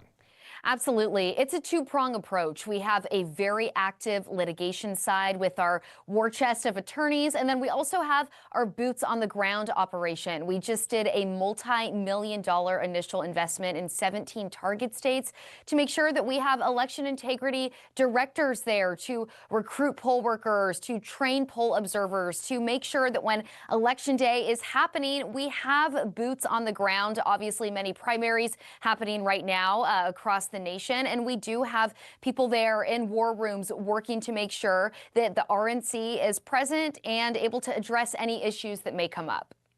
Awesome. And for those of you just joining us once again, this is the Election Integrity Comms Director for the Republican National Committee, Ali Triolo. Let's talk about the midterms. So is all of this has already started, right, with you guys? Yes, absolutely. In fact, this started years ago. This started back when President Trump gave us this mandate back in 2024 to build up our election integrity operation. We have been working on this for years now and making sure that this is a year-round, full steam ahead approach. And as we lay the groundwork ahead of 2026, we're also being strategic with our investment as we look to 2028 and look to our target states and make sure that we are investing in strong election integrity measures, because we know that's how we're going to get people to come out and vote if they feel like voting is secure, and also catch any issues that could arise on those actual ballots or election day timeframes. Let's shift over to the midterms once again. The momentum going into the midterms, obviously very important. Specifically, we know that there's going to be an RNC midterm national convention. You probably can't share the details yet with us, but it's still something that I think the people are looking forward to, just like the RNC national conventions that happen in a presidential cycle. That's right. As we know, President Trump, he is a master at turning out the vote. He is excellent when it comes to mobilizing our voters.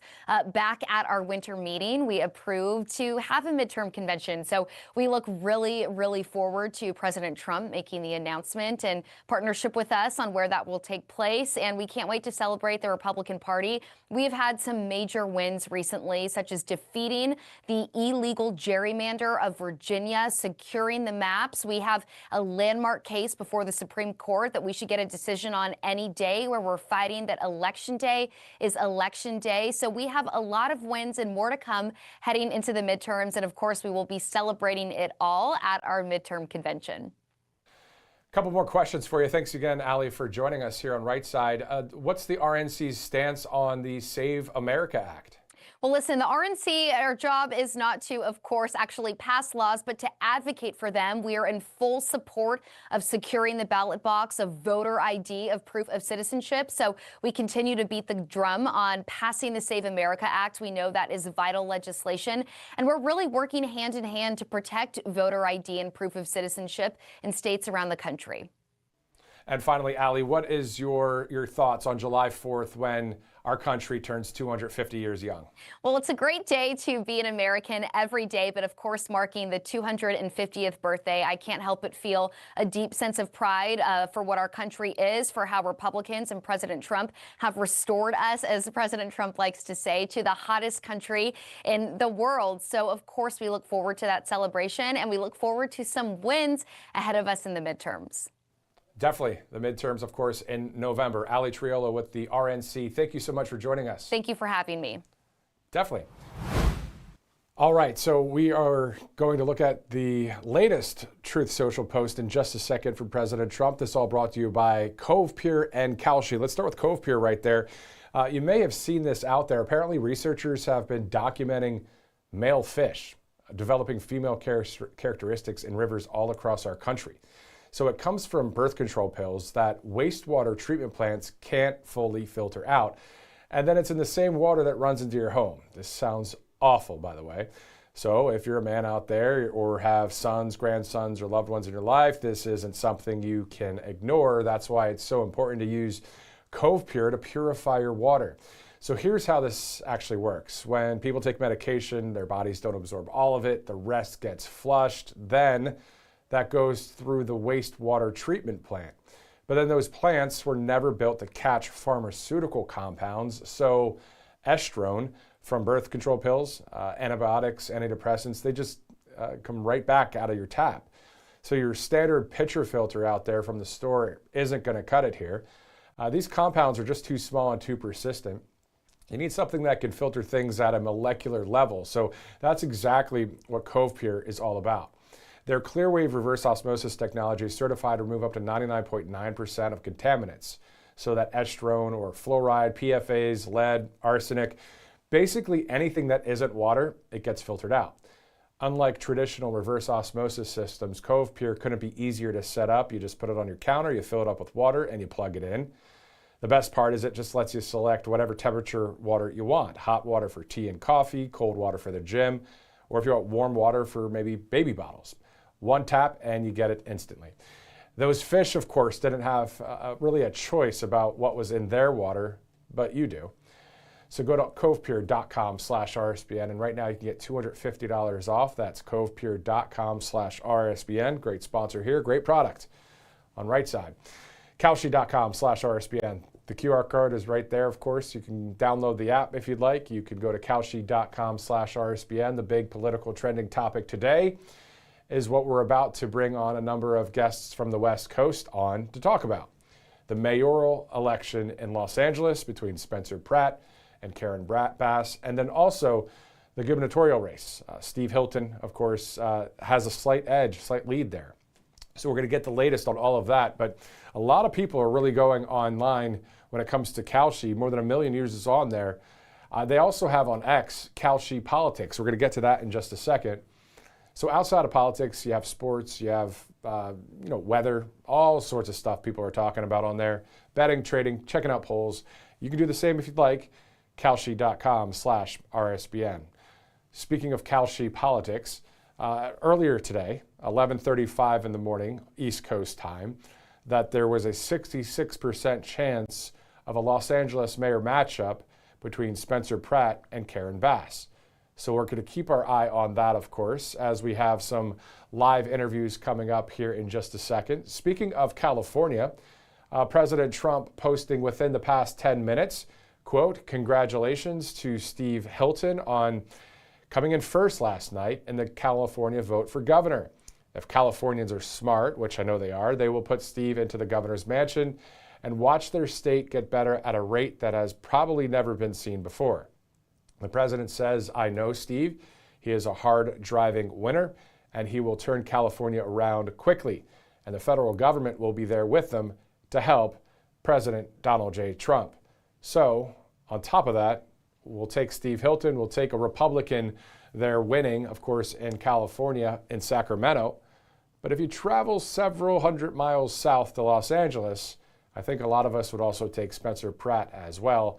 Just take a look at some of the political ads, not only because they're really good, because the content in them is what we, the people, agree with, right? And I know that's just specifically Los Angeles, but still, that's the second largest city in our whole country. So the more we turn around, city by city, town by town, state by state to the right side of history, I think that's the better for all of us. In the meantime, before we go to some of our live interviews, let's go to an In Case You Missed It interview. If you're excited about July 4th, like we are here at Right Side Broadcasting Network, we interviewed Crystal Mahfouz. She's the CEO of Ace Specialties. This company is the proud product merchandiser of Freedom 250. Let's take a look at clip 6. The official merchandiser and provider for Freedom 250. Thanks so much for joining us. Hi, Matthew. Thank you so much for having me. How are you today? I'm great, and I love all that stuff behind you too. Look at that. That is amazing. That's amazing gear. So are those some of the items that people can get in DC for Freedom 250 when there's different things set up, or can you go online and get some of these products? Yes. So if you go to shop.freedom250.org, you could find these amazing products. Most of them are proudly made in the USA.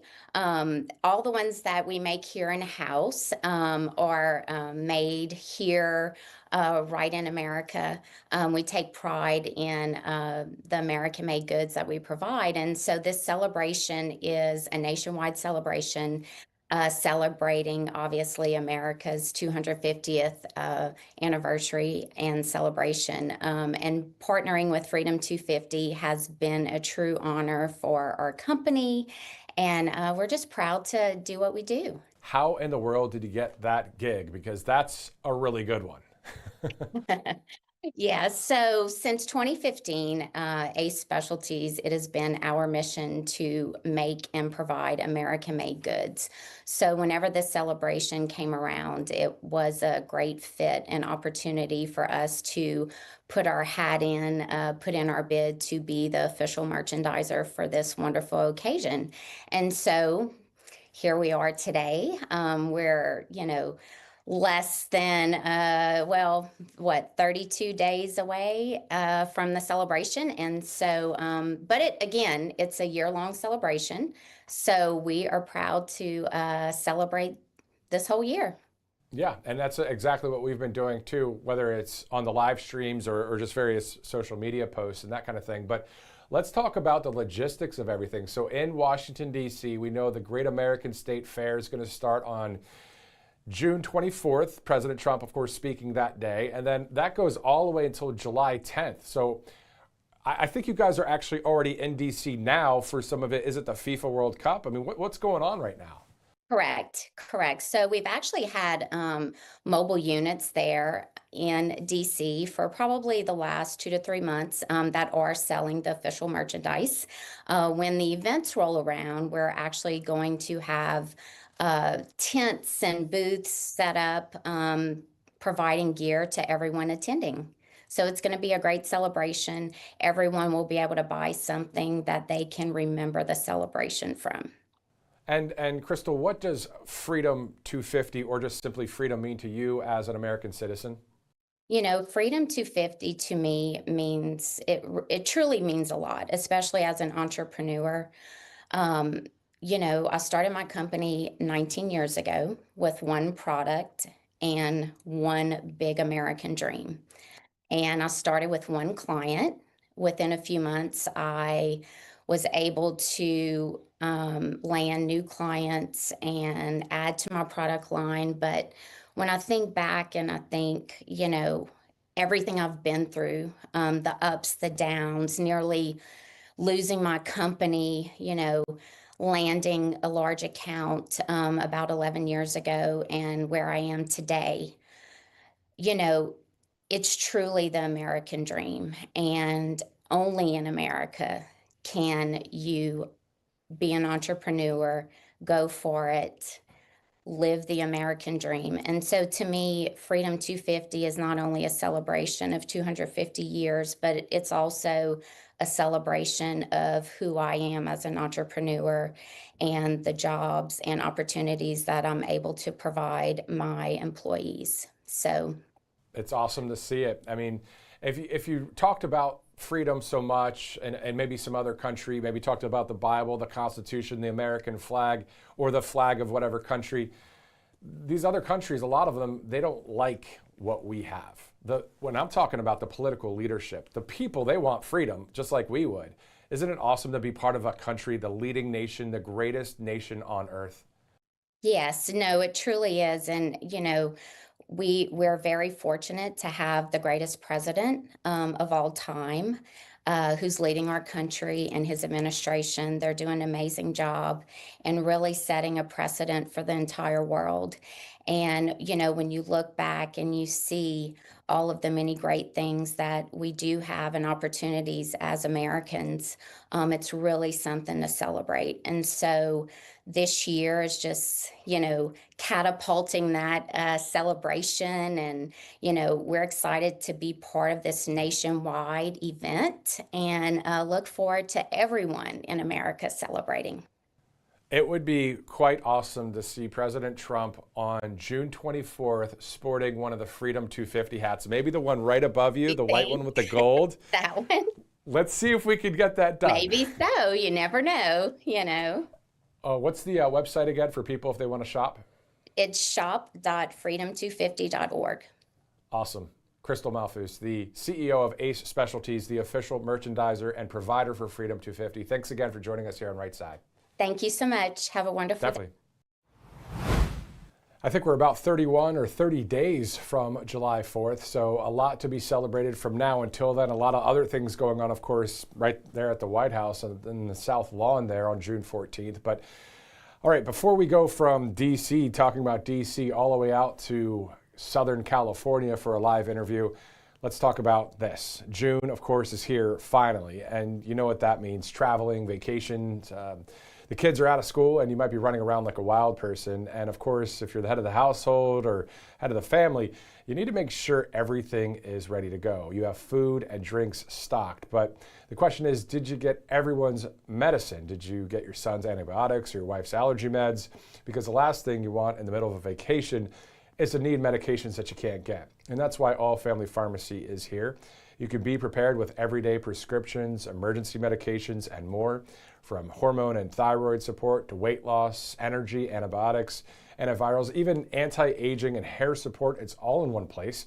You order online and they handle everything for you without the runaround. So they even take care of the doctor's prescription if you don't have one, and they'll ship everything directly to your door.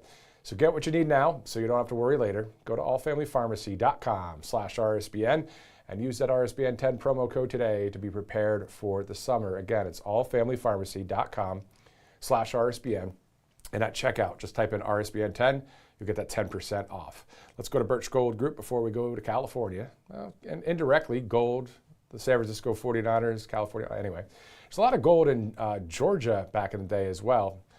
We'll get into that later maybe. But we do know this specifically. For the first time since World War II, our national debt held by the public has exceeded GDP.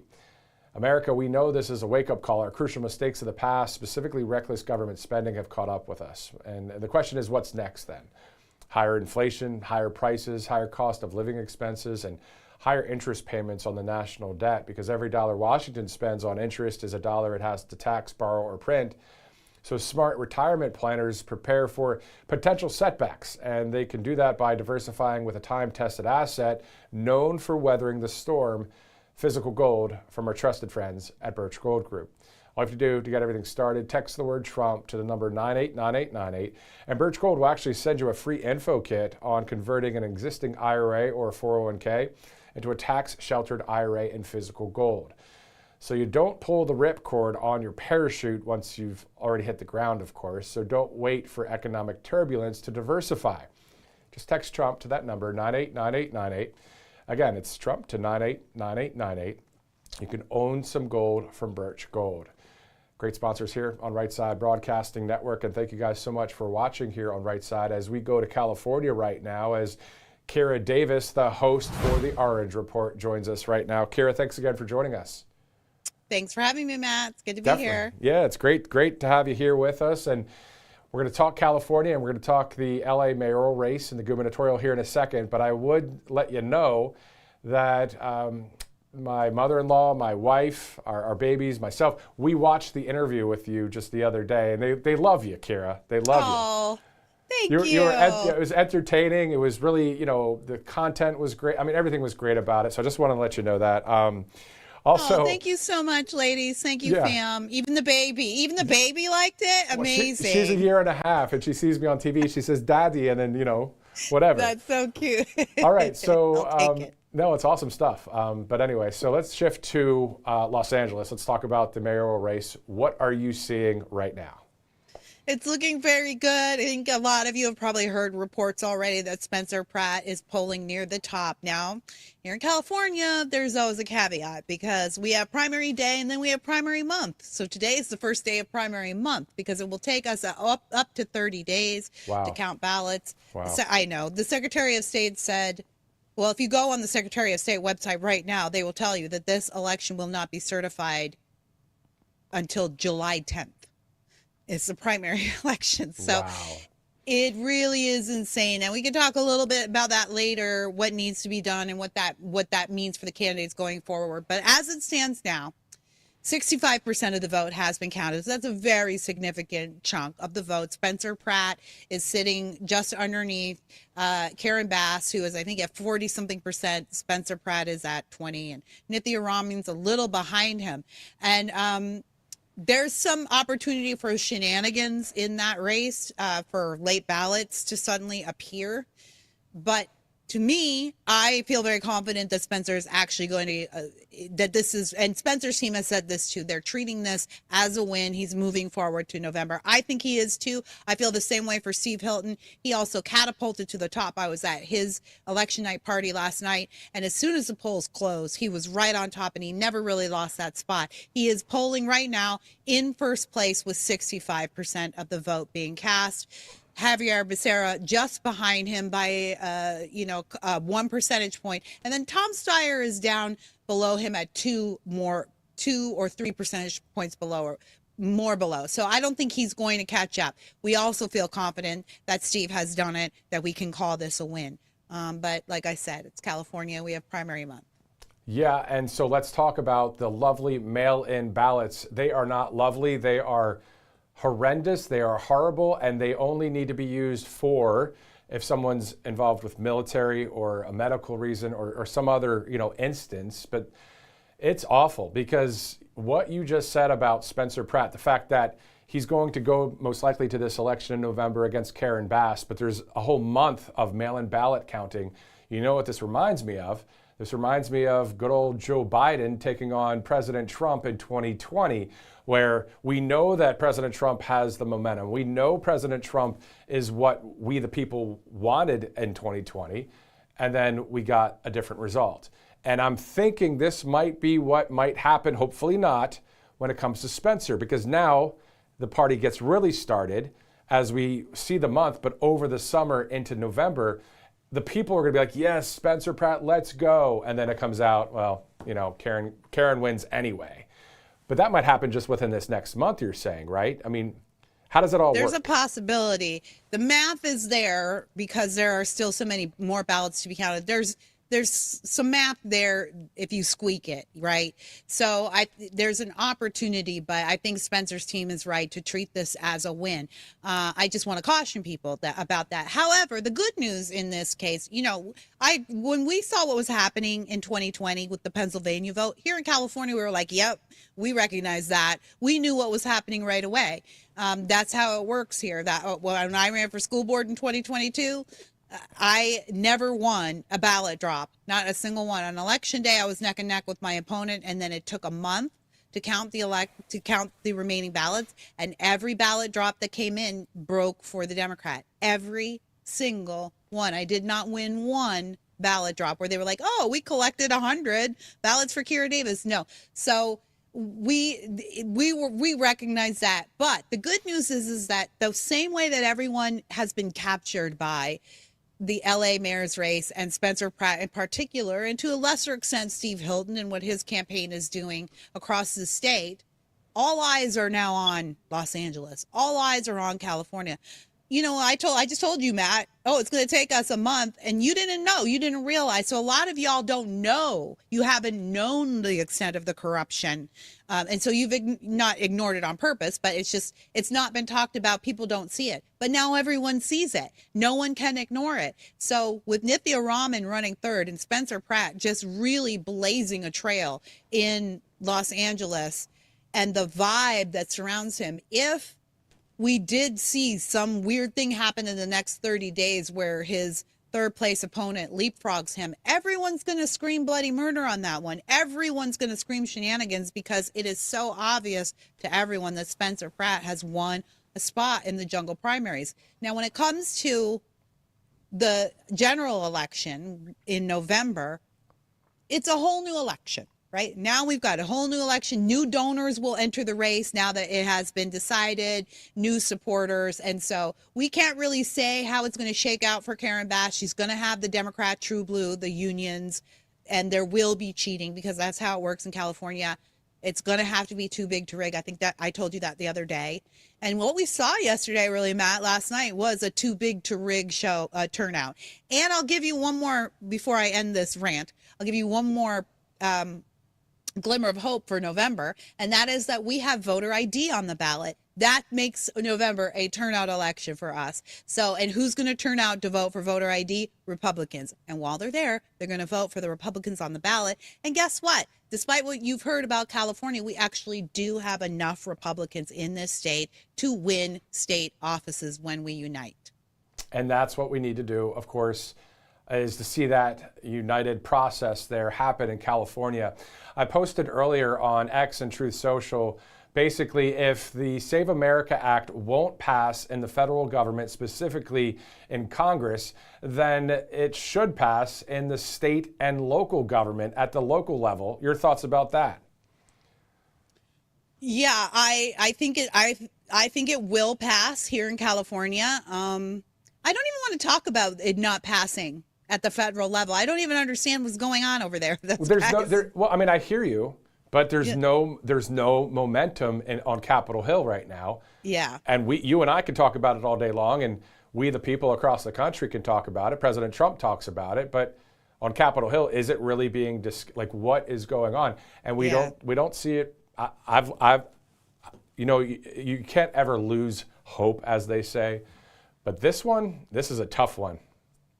We're going to win this one. I actually feel really good about it. I think we're going to end up winning this voter ID argument. I really do.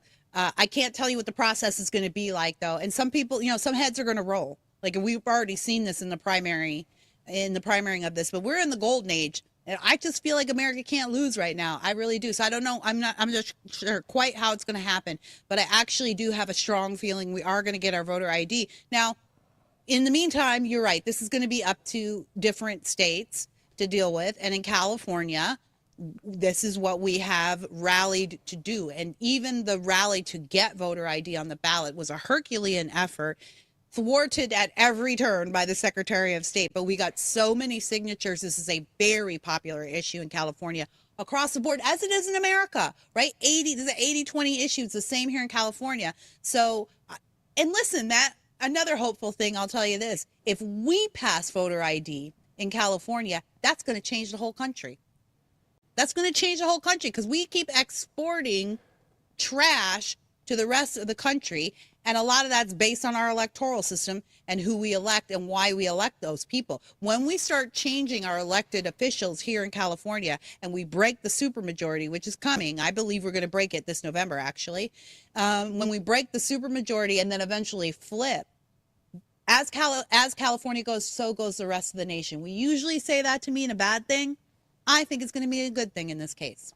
Back in the day, the bellwether state of Ohio, they said the same thing in presidential elections, but now you're right. All eyes are on Los Angeles and the California gubernatorial race. And of course, throughout the country, the Save America Act and all of these things that we're dealing with here in this country. So Kara Davis, the host of the Orange Report, thanks again for your insight and all the stats and on what's the latest there for the LA mayoral and the gubernatorial race. Thank you again for joining us.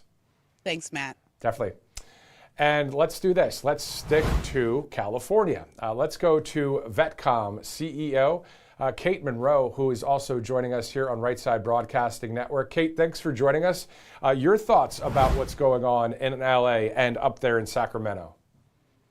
Yeah, I mean, let's start with LA. I've been backing Spencer, and I knew that he would have that sort of red tidal wave, coming along with him into this election. I'm just glad to see that he made the cut. I mean, who knows what shenanigans and tomfoolery could happen where he could get overstepped, but I don't think he will. I think that would cause too much chaos and drama that they absolutely do not want. And he was just picking up speed into this primary, which means he'll continue to pick up speed. When it's just he against Karen Bass, I actually think he has a chance of winning. That's very exciting to me on the LA mayoral front.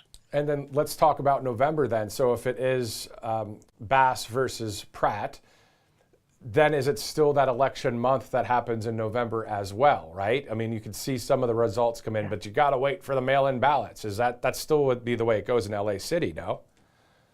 We could have to wait some, but I think that he'll have picked up so much momentum by there that they'll be able to call it pretty early because he's picking up new donors, as your last guest said, and new people voting for him. And then you got to think there's a lot of people like me where he didn't have time to go out and do the homeless walks and some of the veteran stuff that I would take him to do. There's a lot of us influencers in the political arena that will be able to lean in, and he'll have more time between now and there to get a bigger stronghold, a bigger foot out on the ground. And also, the Latinos, they seem to be leaning in pretty heavy to him. So I think he has a really good chance in November.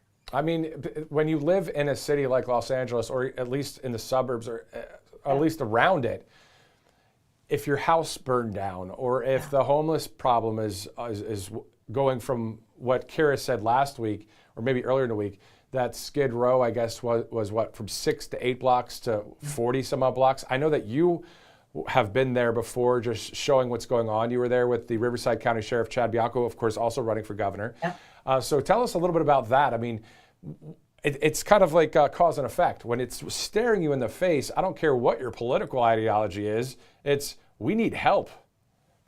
Yeah, I mean, it's sad that we can't just look through the lens of what is good for our safety and prosperity. I mean, that's really what we should be concerned with. We shouldn't go so hard and knee deep into party lines, because right now what's on the ballot really is stopping fraud, waste, and abuse, making sure we can fight fires, cleaning up homeless, drugs, and lawlessness. And those are the big things. So if the people that are currently seated didn't clean it up, and while they were there, it got worse, it's like asking the arsonist to put out the fire.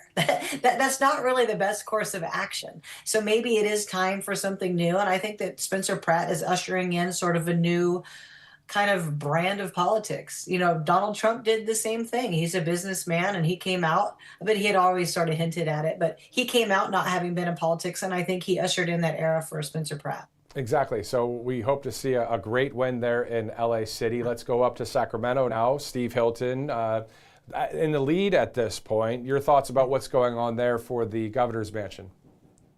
Well, I mean, I think the sad thing that happens in politics, not just in California, but across the nation, there's a lot of these polls that are bought and paid for. So the polls came out and kept saying that Steve Hilton was ahead. So I would talk to about 50 people that said they were going to vote for Chad, that ended up voting for Hilton only because of the polls. They didn't think he was necessarily the perfect guy for the job. I didn't do that because, you know me, I was convicted in who I decided to endorse, and I went down and I voted for Chad. But it's good for me to see that a Republican is going to make it into the primary. I will say we're not going to get a definitive answer probably here in California for a while, because then they wouldn't have the time to do whatever nonsense that they're going to do behind the scenes. But if it's Steve running into the next election, you can trust I'll be out supporting him as well. It'll be great to see this happen. A Republican in the governor's mansion there in Sacramento, of course, and the LA City mayor's office as well. Hopefully we'll see that.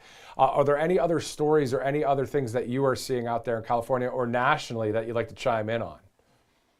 Well, I just think, you know, the stories that are going on here locally, we don't just have on our menu only, you know, the mayor's race and the governor's race, and that gets all the attention. Carl DeMaio did an absolutely excellent job getting this voter ID thing on the ballot here in California. He doesn't get enough credit for it. If there's a reason to vote, even above and beyond, because this whole voter ID thing will outlast whoever's the mayor, will outlast whoever's the governor, we got to show up to vote for this. If it makes it there, I'm going to tell you what, you're going to see exactly like your previous guest said, you're going to see a huge outpouring, because we didn't do a good job showing up for Prop 50 that redistricted everything. We did a horrible job standing up for that on the right. And I think we learned a very important lesson, and now we got to go get voter ID in order. It was so easy to vote here in California. You just give them your name, they give you a ballot, you go and vote. They don't even care. Quite frankly, if everybody from across the nation had just went to go vote in LA, they could have made Spencer Pratt win last night. That's how stupid it is here in California. So voter ID, getting that passed federally and getting that passed here in California, that's the big story. That changes the game. If for some reason the Save America Act doesn't pass, obviously it can happen at the state level though, too, right? Yes, it can definitely happen at the state level. I do think it will pass. I think at some point you run out of runway on the grandstanding and gaslighting. I think they know eventually it's going to pass. They're trying to stall it so that it's not effective, you know, for the next election cycle. But the will of the people is going to push some of these seated members to have to do the right thing and actually vote on this. VetCom CEO and military veteran Kate Monroe, thank you so much for joining us here on Right Side from California. Thank you. Thank you. Awesome stuff. You got the 411 now from two great people out there on the right side of history talking about the mayoral race and also the gubernatorial race in California. And what do we see right now? We see the White House. And as I mentioned earlier, the president will be signing executive orders. That was scheduled for a bit earlier in the broadcast. But what we're seeing now is it was closed press. It looks like it's going to be open press. This is why we do what we do here at Right Side. Of course, it's great to be live here for the past couple hours with you. Our broadcast was about to end around 4 o'clock. Well, it's not now because the President of the United States, let's take a look. As you probably have been watching. So from 1922 to present, it really never worked. It leaked and it was bad and it looked terrible. It was supposed to be beautiful. It was opened in 1922 and it always leaked and it was a problem. It's called the Great Reflecting Pool between the Washington Monument and the Lincoln Memorial. And right in between is almost 2,500 feet long. I could show you, it would be like the tallest building in the world laid on its side, and the building wouldn't reach it. And today it gets completed. The pool gets completed at 4 o'clock, and the water will start to flow in, and it won't leak because it's done properly. And it's going to be beautiful. It's going to be American flag blue. It's the color we picked. And I think it'll be something amazing. It's never worked. A great concept that never worked because it always leaked. They used stone originally, and the stone leaks because it's got a lot of crevices. And we have a very special material that we used, and we'll do this for a tiny fraction. You remember President Obama tried to do it, and it failed miserably. They spent over $100 million between him and Biden. They spent much more than $100 million, and it never worked, and it was filthy dirty. We took out 12 truckloads of garbage out of this pool. It was just rotting and terrible, a terrible thing for the country. So we have many monuments and fountains all over Washington, and we're just about completed with all of them. The fountains are all working now, 28 fountains. And as of this moment, just about this moment, a couple are going to be a few days longer. And we went on a real kick. Some of the most beautiful fountains in the world, but they haven't worked in 30, 40 years, most of them. As you know, you saw the one in front of the station. Union Station was horrible, and now it's beautiful. It was all covered in graffiti. But this would be the big one, because this is, again, could you get me that picture of the how it compares in size to the biggest buildings anywhere in the world? It's sort of amazing. So we're very proud of that. We're proud of a lot of things we've done, but this is something. So Washington now, as you know, a very safe city. It's considered a very safe city. It was a very unsafe city 14 months ago. Now it's a very safe city, so we're very proud of that. But it's also become a beautiful city. The encampments, the homeless are no longer sitting in the middle of the park. The level of beauty of the city is incredible. We regressed many of the areas. We're really doing a job at Lafayette Park, which is really the entrance to the White House. And that's going to be completed very shortly, and it'll be incredible, as it was originally envisioned. Most of it we're doing as originally envisioned. And if you walk across the street to Lafayette Park, you'll see something that's incredible. It's going to be, we'll have it open before July 4th. This, we wanted to get it open before July 4th. On the reflecting pond, or the reflecting pool as some people call it, very important to us was the longevity, having it so that it's not closed every day. And all these are, I just had this done. You're getting a first glimpse, but that's your size compared. So those are compared to, those are among the tallest buildings in the world, including the Empire State Building, World Trade Center, Sears Tower, Chicago. So if you lay it on its side, you'd take 2 or 3 of them to fill it in, because the width is almost 200 feet wide. And actually much more than 2,000, close to, including everything, it's about 2,500 feet in length to the end. And it's going to be beautiful. It was a great concept that never worked because they couldn't hold the water. Now they hold the water for a tiny fraction of the cost. We did a fantastic job. And Department of Interior was amazing. Doug Burgum, really absolutely amazing. And you're going to have something you're going to be very proud of, and it'll last for 50 to 100 years before you have to do anything with it. Very strong, powerful substance that we use. And we picked a color called American Flag Blue. We had color choices. And before it was just gray. It was the color of concrete and stone. So it's going to be really special. I thought you'd like to see it. And the work ends on the pool. We also did a lot more than we anticipated. We did all of the sidewalks outside of the pool where people walk or they stand. That's where Martin Luther King made his great speech with 1 million people. I had the same amount of people. Actually, I had a little bit tighter. It was a little bit tighter. They said he had 1 million people and I had 25,000 people. And yet if you look at the picture of comparison, the exact same location, the exact same pool, except now the pool's clean. It was filthy dirty then. But it was amazing because that was my first glimpse into politics. I made a speech and I had it. More people, in other words, you put the picture side by side, which we have, and they said I had 25,000, he had 1 million, but I had more people. They were tighter. My people were tighter. But these are minor details. That's what I said. Well, wait a minute, there's something wrong.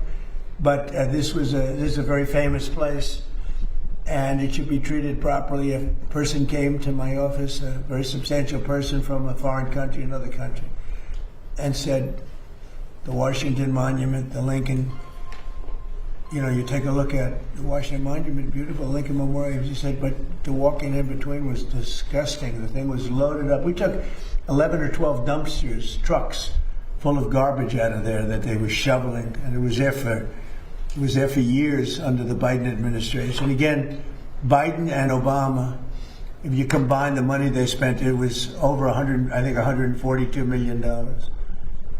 And they got nothing as usual. So I'm very proud of it. Maybe I shouldn't say that before it opens. Maybe I'll open it. It'll look like a sieve, but it's not going to do. I'm very good at building things and constructing things. So I hope you're going to go take a look at it. The sidewalks are being sandblasted. The granite's on the outside. They're granite. And that lasts on a strong stone. And that's being sandblasted. It's going to look like really something beautiful. It's going to be brand new. It's got a lot of life. So just enjoy it. Rodney Scott is here along with Peter Navarro. Peter's been with me for a long time, knows more about China than any human being on earth, except for, I would say, President Xi knows a lot more. But other than President Xi, Peter's probably in second place, and certainly having to do with trade. And but they're here to talk about something else. And Rodney, if you would, please. Sure. So we're talking about rolling out a customs EO. Why is that important? Basically, it's America first in the trade environment, like we've been doing on the border. People are used to the illegal immigration, the narcotics, we've locked that down. This is literally taking the same principles and applying them to trade to protect American industry. Different countries and different people are undercutting our import-export rules, the tariffs, to literally undermine American businesses. And we're going to put a stop to it in the same way. We are going to increase the amount of data we have so that we can actually make conscious decisions about who and what comes into this country. And we're going to start holding people accountable. So we're literally going to use the rules that are in place to a certain extent and then make some recommendations for legislation going forward. But we're going to start holding trade accountable for bringing threatening things and threatening products into our country, just like we have on the rest of the border. So Customs and Border Protection gets a lot of attention for the border wall, everything else. This is going to be basically the equivalent in the trade environment. And sir, you did a miracle when you came in. You shut that border down in a matter of days to what has been a flood of millions of illegal aliens. And a secure America is a safe America. What we're going to do here, the EO you're going to sign, that's about a $20 to $30 billion a year EO you're going to get, because we are going to crack down with this detective border that CBP is putting in innovatively. We're going to crack down on the fentanyl. We're going to crack down on the unhealthy products, the counterfeits, and all the tariff evaders. So this is a message to the world today. When you sign this, there's nowhere to run, nowhere to hide, and this is what Donald Trump does. He secures our borders, and not just physically, but in terms of trade. The new customs border is going to be awesome. Thank you. Thank you, Peter. You know, we had millions of people pouring through our border.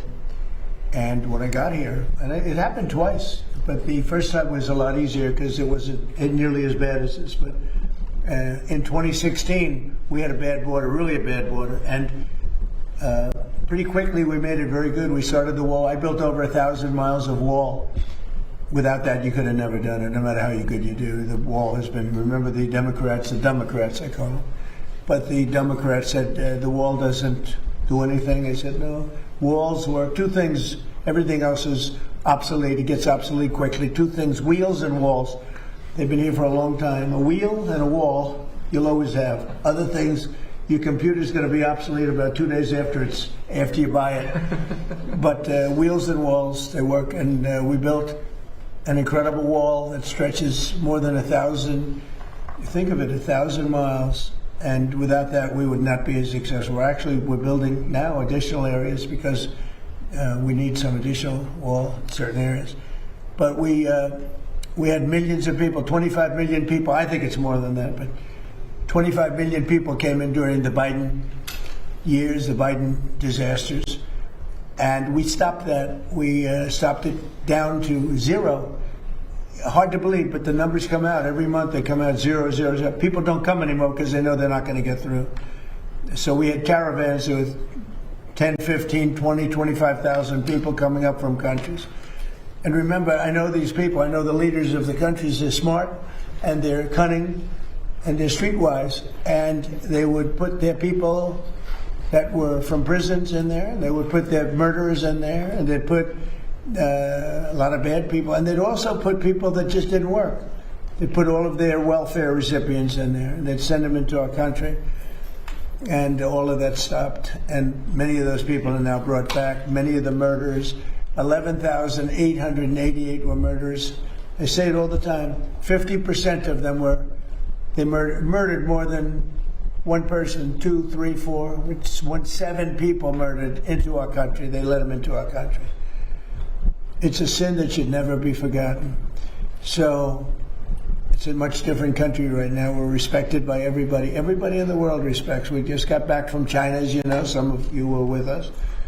And President Xi was great. And he said, you're a respected country, respected all over the world. He said, you did it so fast.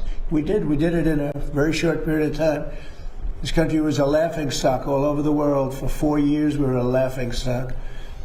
And now we're the hottest country anywhere in the world. We're the most successful country in the world. So this is very important what you're doing. And I'd like to have Will just say a few words about it specifically, please. Yes, sir. As Rodney and Councilman Navarro said, this is an executive order on strengthening customs enforcement using new technologies and new approaches.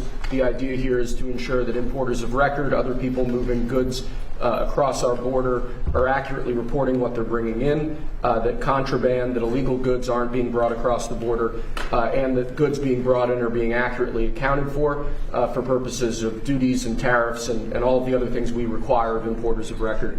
But this executive order will launch a series of bold new steps that I think we as an administration believe will result in the tightest, most controlled border in American history, following on, obviously, your success in closing the southern border and stopping the scourge of illegal immigration into the country as well, sir. So, Peter, what kind of money do you think this involves in terms of savings to our country? I will guarantee you the first year will be at least $15 billion, the next year 25, and out there's 80 to 100 billion that the tariff evaders are doing. Plus, sir, we're going to stop more of the fentanyl coming in, and we're going to crack down on counterfeits. This is good for America. This is good for the people that elected you.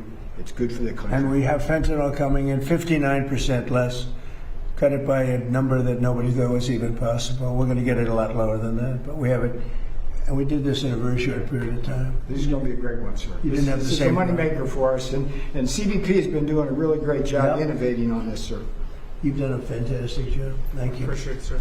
Okay, we'll start in one.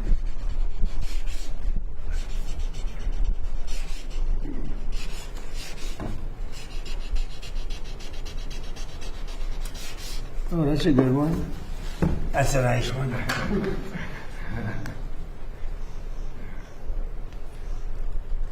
Okay, what else do you have? This is another executive order on reforms to the federal workforce, sir. Currently, with respect to many policymaking positions in the departments and agencies across government, we lack the ability, because of existing personnel rules, to effectively discipline or promote people who are in policymaking roles. This executive order follows on a number of previous executive orders The end goal is making the federal workforce more accountable and ensuring that people, particularly in policy-making roles, aren't unaccountable to the wishes of the administration. And the reason for this was what? Whose idea was that? James Shirk, who's here from Domestic Policy Council, can Would speak you like to to that. say something? Come on, you did a great job on this. Go ahead. Thank you, sir. It's been a long-standing problem that it's almost impossible to fire a federal employee, even in cases of serious misconduct. And as a result, if you have employees who are trying to undermine the wishes of the American people by pushing their own agenda or just incompetent at what they're doing, agencies have a long-standing difficult time getting rid of them. And that's a particular problem if you're in a senior policy influencing role where you're controlling the policies of the entire agency. What this does is basically treats those employees like private sector workers.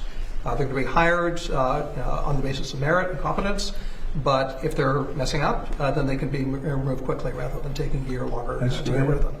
That's great. And you were very much involved in that? I was, sir. This guy's central cast. Tell him. He's like perfectly casted. I'm casting a movie. You couldn't have done that any better. Were you nervous? A little. Thank you, sir. Would anybody else like to say anything? About either one? What about you? Come on over here. Come on. Can you top him? You don't have to. Thank you very much. Great job. Go ahead, please.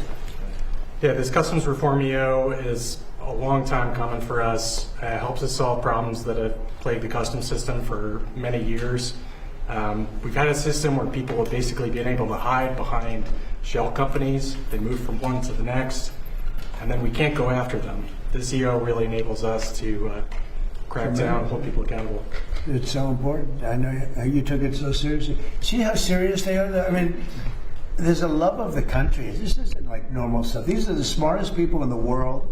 They can do anything they want. They can have any job. And they love this country. They just want to be here. And they hate what you saw. And you fixed it. Thank you very much, all of you. Anybody else? Anybody? Only if you want. I'm not going to call anybody.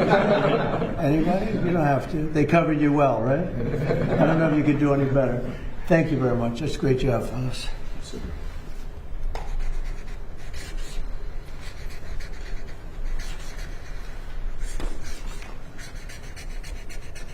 It's a big one.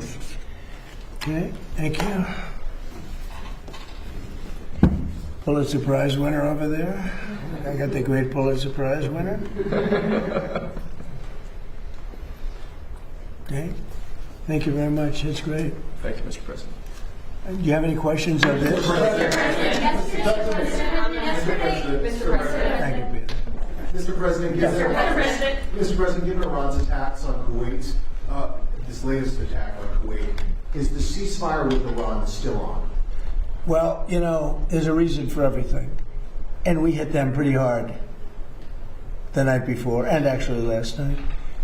And when it was explained to me, I said, all right, so we'll do that. But we've been hitting them pretty hard, a little bit. So there is a reason for certain things, and there's usually a reason that sometimes makes sense. But they did something, not a big deal. We got it, we nipped it in the bud very quickly, as we do. We're the greatest military in the world. But some people would say they were slightly provoked because we took a strong action for a different reason. So they were reciprocating. Yep. Can you explain? I hear the negotiation itself has gone very well, actually. Very well. Mr. President, yes, It could happen. I mean, if it happens, and it might not happen, you know, who knows. But if it happens, it could happen like over the weekend. Mr. President, yesterday. How do you define ceasefire? Pretty much the way it is. It's a different part of the world. You know, I'd say in that part of the world, ceasefire is when you're shooting in a more moderate manner. Mr. President, yesterday you signed. It's not bad, but it's true. I mean, it's a ceasefire there is much different than a ceasefire in other parts of the world. Mr. President, can you explain why you decided to drop the anti-weaponization fund? So I love it. I think it's so important. People were, this is a victim right here, but not only a victim, he was also a student of it. What happened to great people, great American people, the way they were victimized, the way they were savaged. You have suicides, they killed themselves, they went bankrupt, they were weaponized by the Biden administration, by a bunch of thugs, including Obama people, and like nobody's probably ever been. I mean, I can think of maybe 2 instances in this country where they've had it to somewhere that extent. I'm not even sure if it was so much. They were put in jail for long periods of time. They were accused of things that never happened. They had prosecutors that were radical lunatics, and their lives were destroyed. And frankly, we had a lawsuit that against us on the weaponization, where the judge, a radical left judge, ruled against it. And we'll see how that all works out. But a radical left judge ruled against it. But these people, their lives have been destroyed. Their families have been destroyed. Many of them. I'm not just talking about a few people. Many of them. I'm one of them. They raided my house, Mar-a-Lago. That never happened. Nobody ever thought of a thing like that. It turned out that it was a total fake. Everything about it was fake and corrupt. We have all the information. You know, the good advantage to sitting here is we can get information that you wouldn't get by what we have and what we are going to be showing over the coming weeks and months. You're not even going to believe. Some of you will believe it. Like CNN will believe it because they knew what was going on. They're crooked as hell. CNN's a very corrupt organization, but with a corrupt reporter standing right there. Never smiles. She never smiles. She's a young, beautiful woman, never smiles. I never see a smile off her face. I see her standing there with hatred in her eyes. Like she has hatred because we have borders, because we have a strong military, because we cut our taxes, because we do things that everybody wanted, and then we win our election in a massive landslide. We win 87% of the counties in this country. Nobody's ever heard of a thing like that. And that's because we're doing the right job. And we took a detour down to Iran because we can't let Iran have a nuclear weapon under any circumstances. We can't let that happen. So the reporters should be happy. They shouldn't be unhappy. They should be very happy. Because you know what we're doing? We're saving our country. Yes, President, 2 questions. One on Iran and then one on your birthday. Okay. You will.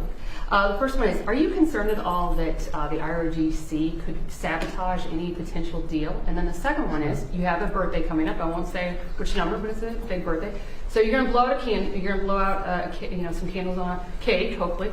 What are your wishes that you'd like to see accomplished for the next year for the United States and your presidency? Well, I'll go in your order. Anything can happen, you know, when you're dealing with Iran, but when you're dealing with other countries.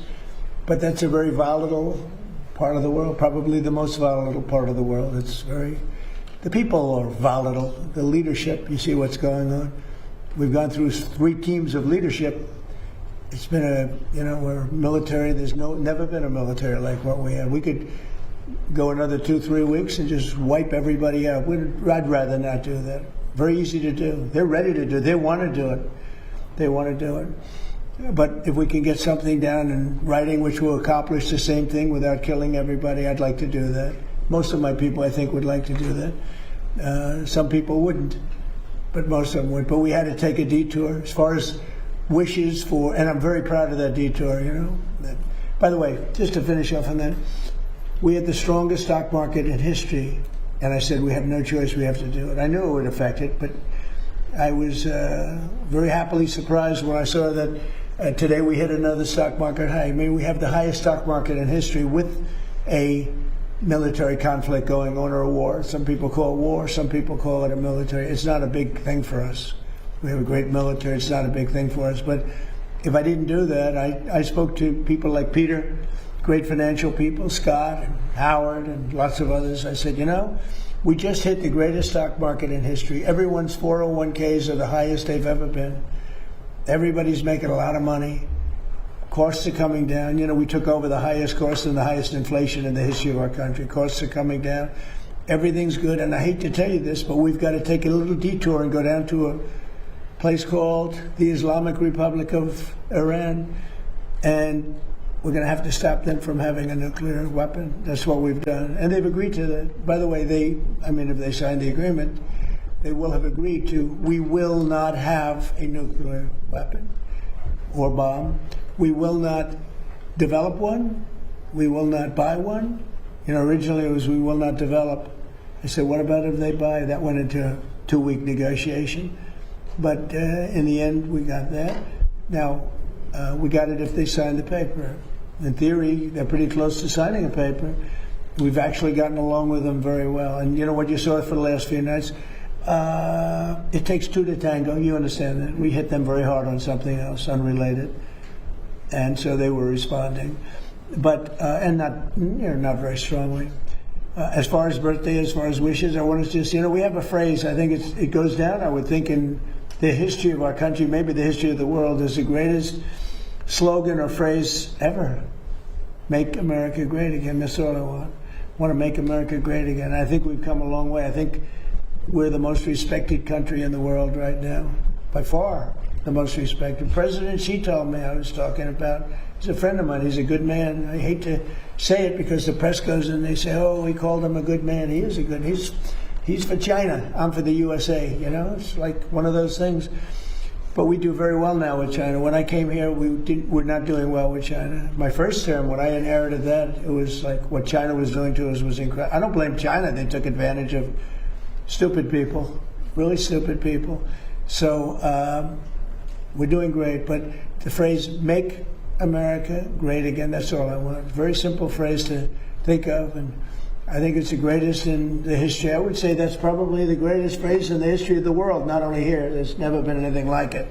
Make America great again. That's what I've done, and we've made it great. In fact, in a way, I want to use it because I would never give it up. MAGA is too good. It's too good. It really is the Republican Party. That's why we're doing so well.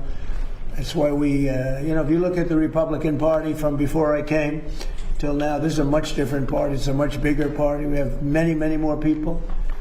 And I think the thought, the mind, the thought is much different than it was 10 years ago. It's been, it's amazing. A much more powerful party, much different party, and a much more impactful party. Thank you very much.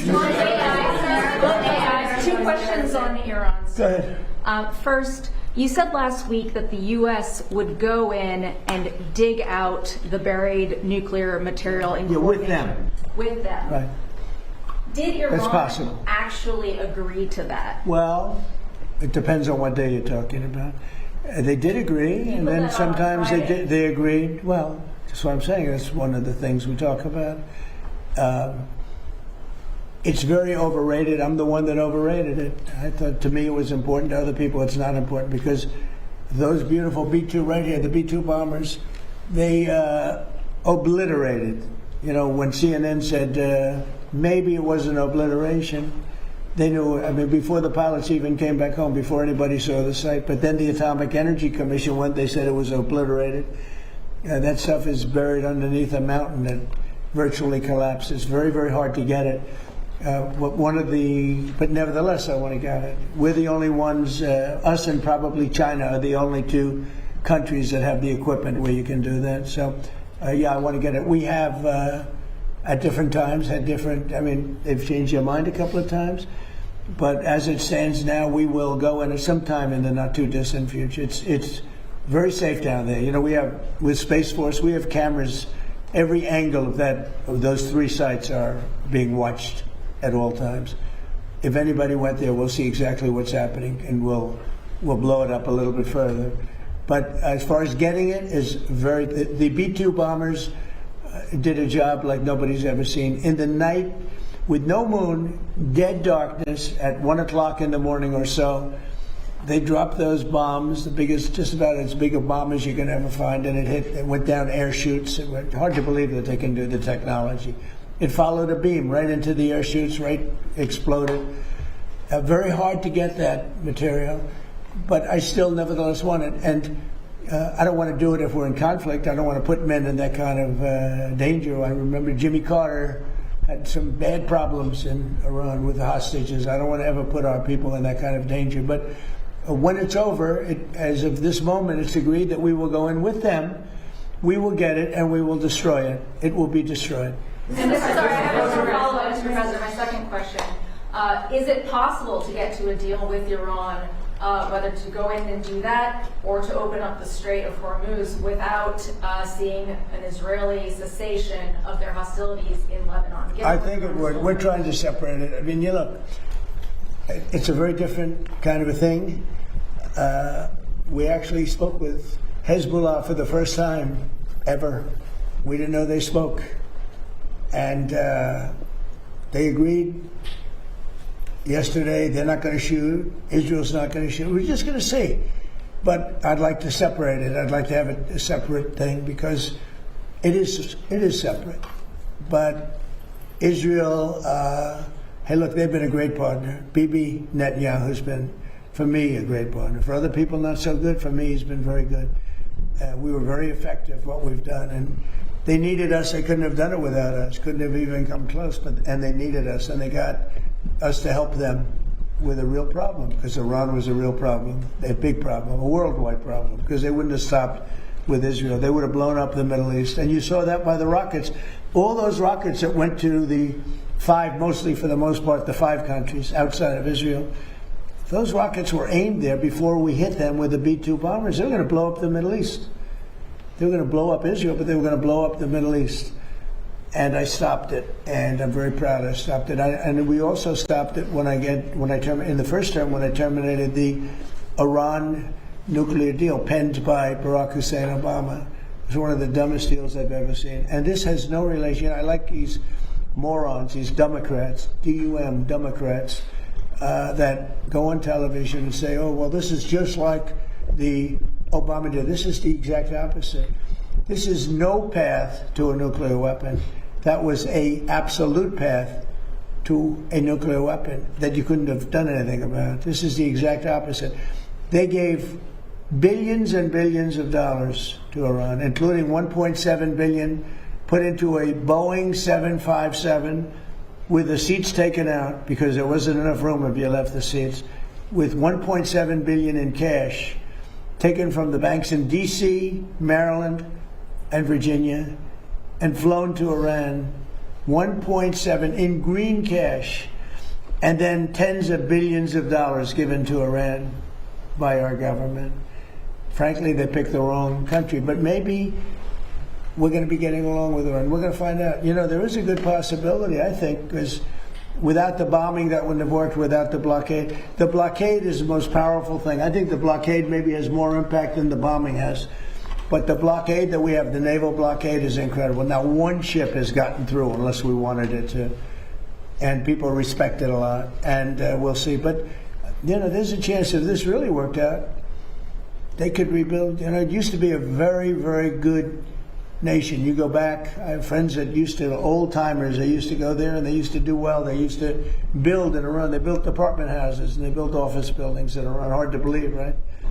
But there's a chance that maybe that comes back. But whether it comes back or not, I think we have a very powerful deal that we're negotiating. The exact opposite as the Obama deal. The Obama deal was a disgrace.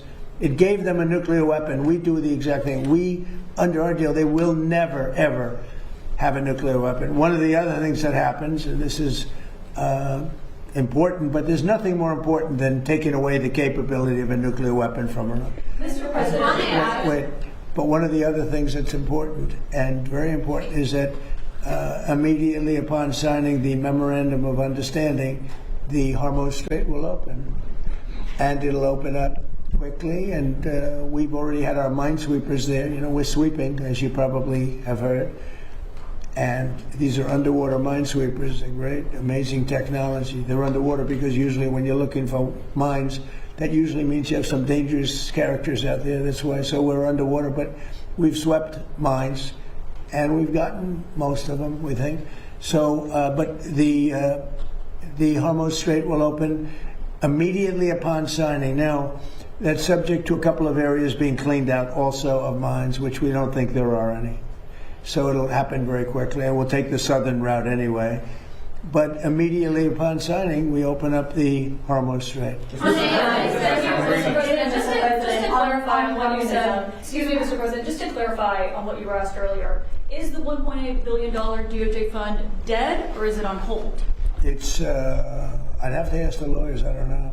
I know one thing, the weaponization, are you talking about the weaponization fund? Yeah, what's your the weaponization fund, as far as I'm concerned, was a beautiful thing. It was something I didn't make it, but I heard that. I thought that was the greatest thing because people like you have abused our people so badly. The fake news like CNN like the New York Times and like others, have abused our people. Wait a minute, be quiet. Have abused our people so badly, and you should be ashamed of yourself. You used to be a conservative. She was a conservative from Alabama, can you believe it? But CNN, in particular, CNN does such false reporting. But now they have new ownership, so maybe it'll straighten it out. I doubt it. But it's hard to straighten garbage out. But CNN has abused, and others have abused so badly. People, these are people that are great people that were destroyed. Their families have been destroyed. Many suicides. They committed suicide. People that went there with love. They went there with love. You know, when I made that speech early in the day, tremendous crowd. I hate to say because they'll say, oh, I was wrong on the number, but I believe it's the largest crowd I've ever spoken to by twice. The biggest crowd, I think, bigger than the inaugurations, bigger than anything. And there was so much love and friendship. It was the most amazing thing. People were crying.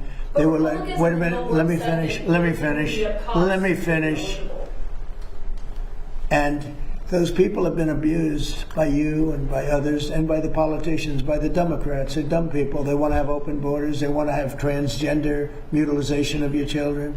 They want to have men playing in women's sports. They want to have high taxes. They turned down, you know, they fought us on the tax bill, and they fought us because they want people to pay high taxes because they're crazy. There's something wrong with them. There's something wrong with you. It's a shame. Yeah, go ahead, Mr. Liz. President, thank you so much. On communism, today has some stirring words on communism. I just wrote that. Did you like it? Did you think it was well written? Well, it's certainly very meaningful to a lot of Americans. Well, I'd read it. Do you want to read it? Do you have it? You could read it. It's untruth. I just wrote it. I just felt I've seen what's going on with communism, and I see this country. Read it. I'd love to have you think. You wrote that, quote, communists always do well with the voters, or as they would say, the people in the early years. But in the end, the country, state, or city goes to hell. Great violence proceeds at levels never seen before, and the entity dissolves into poverty, squalor, and crime. Remember, breathtaking popularity first, and then guaranteed death and destruction. Well, you see it happening with New York. You see it happening with Los Angeles and parts of California. And it's so easy, you know. I'd be the greatest in the world. Nobody would be as good as me. I'd get away everything. I could be the greatest. I would sell them. You're going to get free rent. You're going to get free houses. You're going to get free food. You're going to get free everything. But eventually that ends. And it leads to death, destruction, and squalor 100% of the time. When I watched New York, and, you know, I liked him very much. He stood right here, and he's been in the office a couple of times. The mayor of New York, I think he's a very nice person, and I don't know, he's a smart guy. I don't understand why he thinks it's okay for all these companies that pay hundreds of millions of dollars in taxes a year to leave. Because you're not going to have any tax base, and you're going to end up in hunger and squalor and death and destruction. I would be better than him if I wanted to go that route. Ladies and gentlemen, you'll no longer pay rent. You'll no longer have to pay interest on your mortgage. In fact, I'll end your mortgage. I'm going to cut everything. You're no longer going to have to pay for food. I'm going to give you a grocery store, and I'm going to give you free food. You're no longer going to have, you're going to have the greatest life ever. Follow me, you're going to have the greatest life. And you know what? For a couple of years, that's such a powerful, I would be the best ever at giving it. Nobody would ever be. I had to sell free enterprise. Free enterprise is tougher to sell, but that's what's made our country great. And that's why it's great again now. If I didn't get elected, we wouldn't have a country. We really wouldn't have a country. This country would be finished. But I see what's happening in Los Angeles. I see what's happening in New York. Where I look at Chicago, you have a stupid governor, a dumb governor, a really dumb guy. I know him well. He's a failure in his family, Pritzker. I know the family. I was partners in a deal with them. I made a lot of money. They made money. We had a good partnership. But he was like an outcast in the family. He was a slob.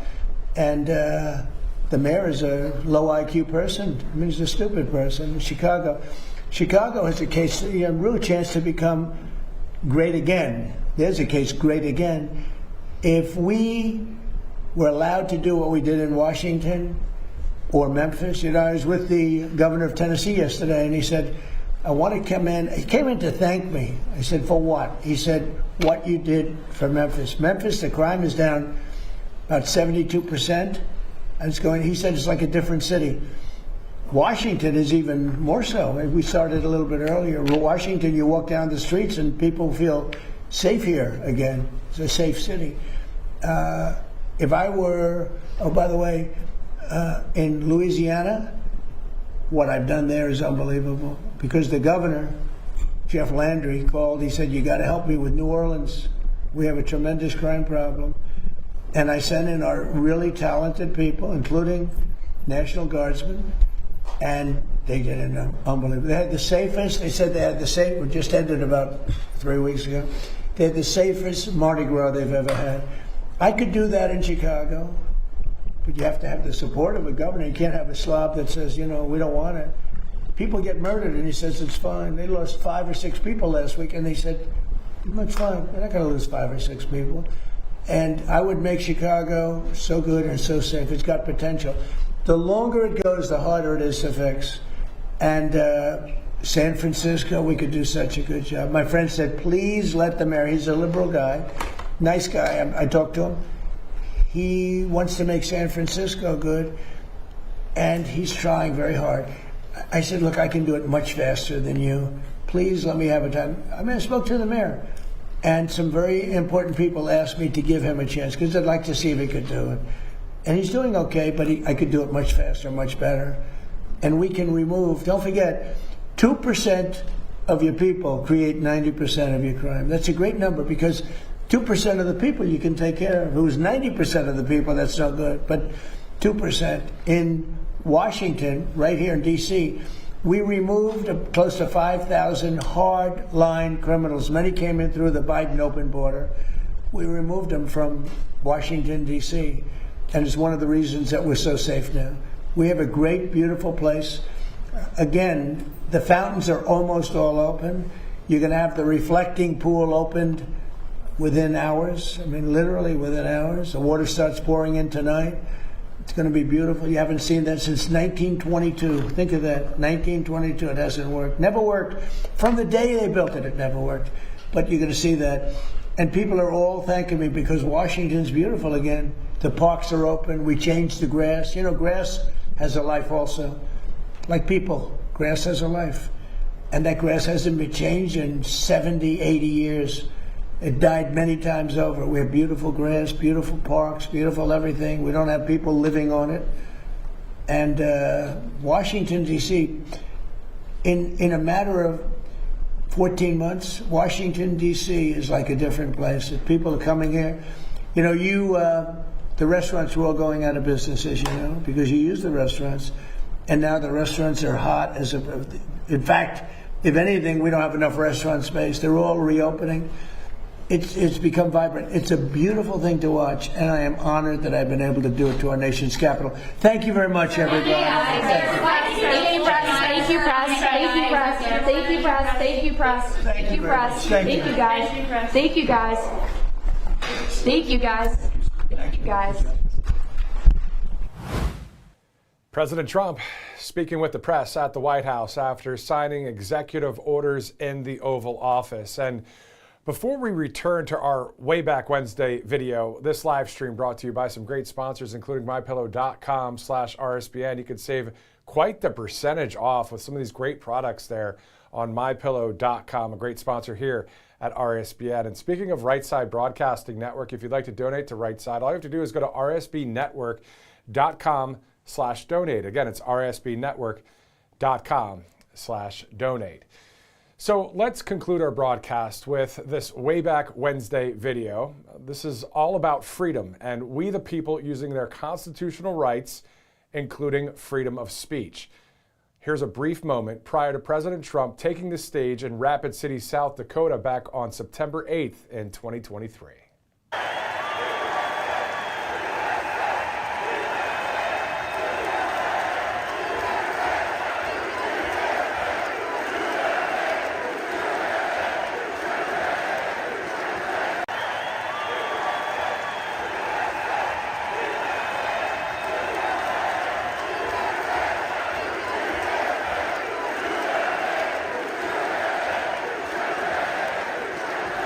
Always great to hear the USA chants. We are 31 days from celebrating our nation's 250th birthday. For all of us here on Right Side Broadcasting Network, I'm Matthew Alvarez. We'll see you again tomorrow.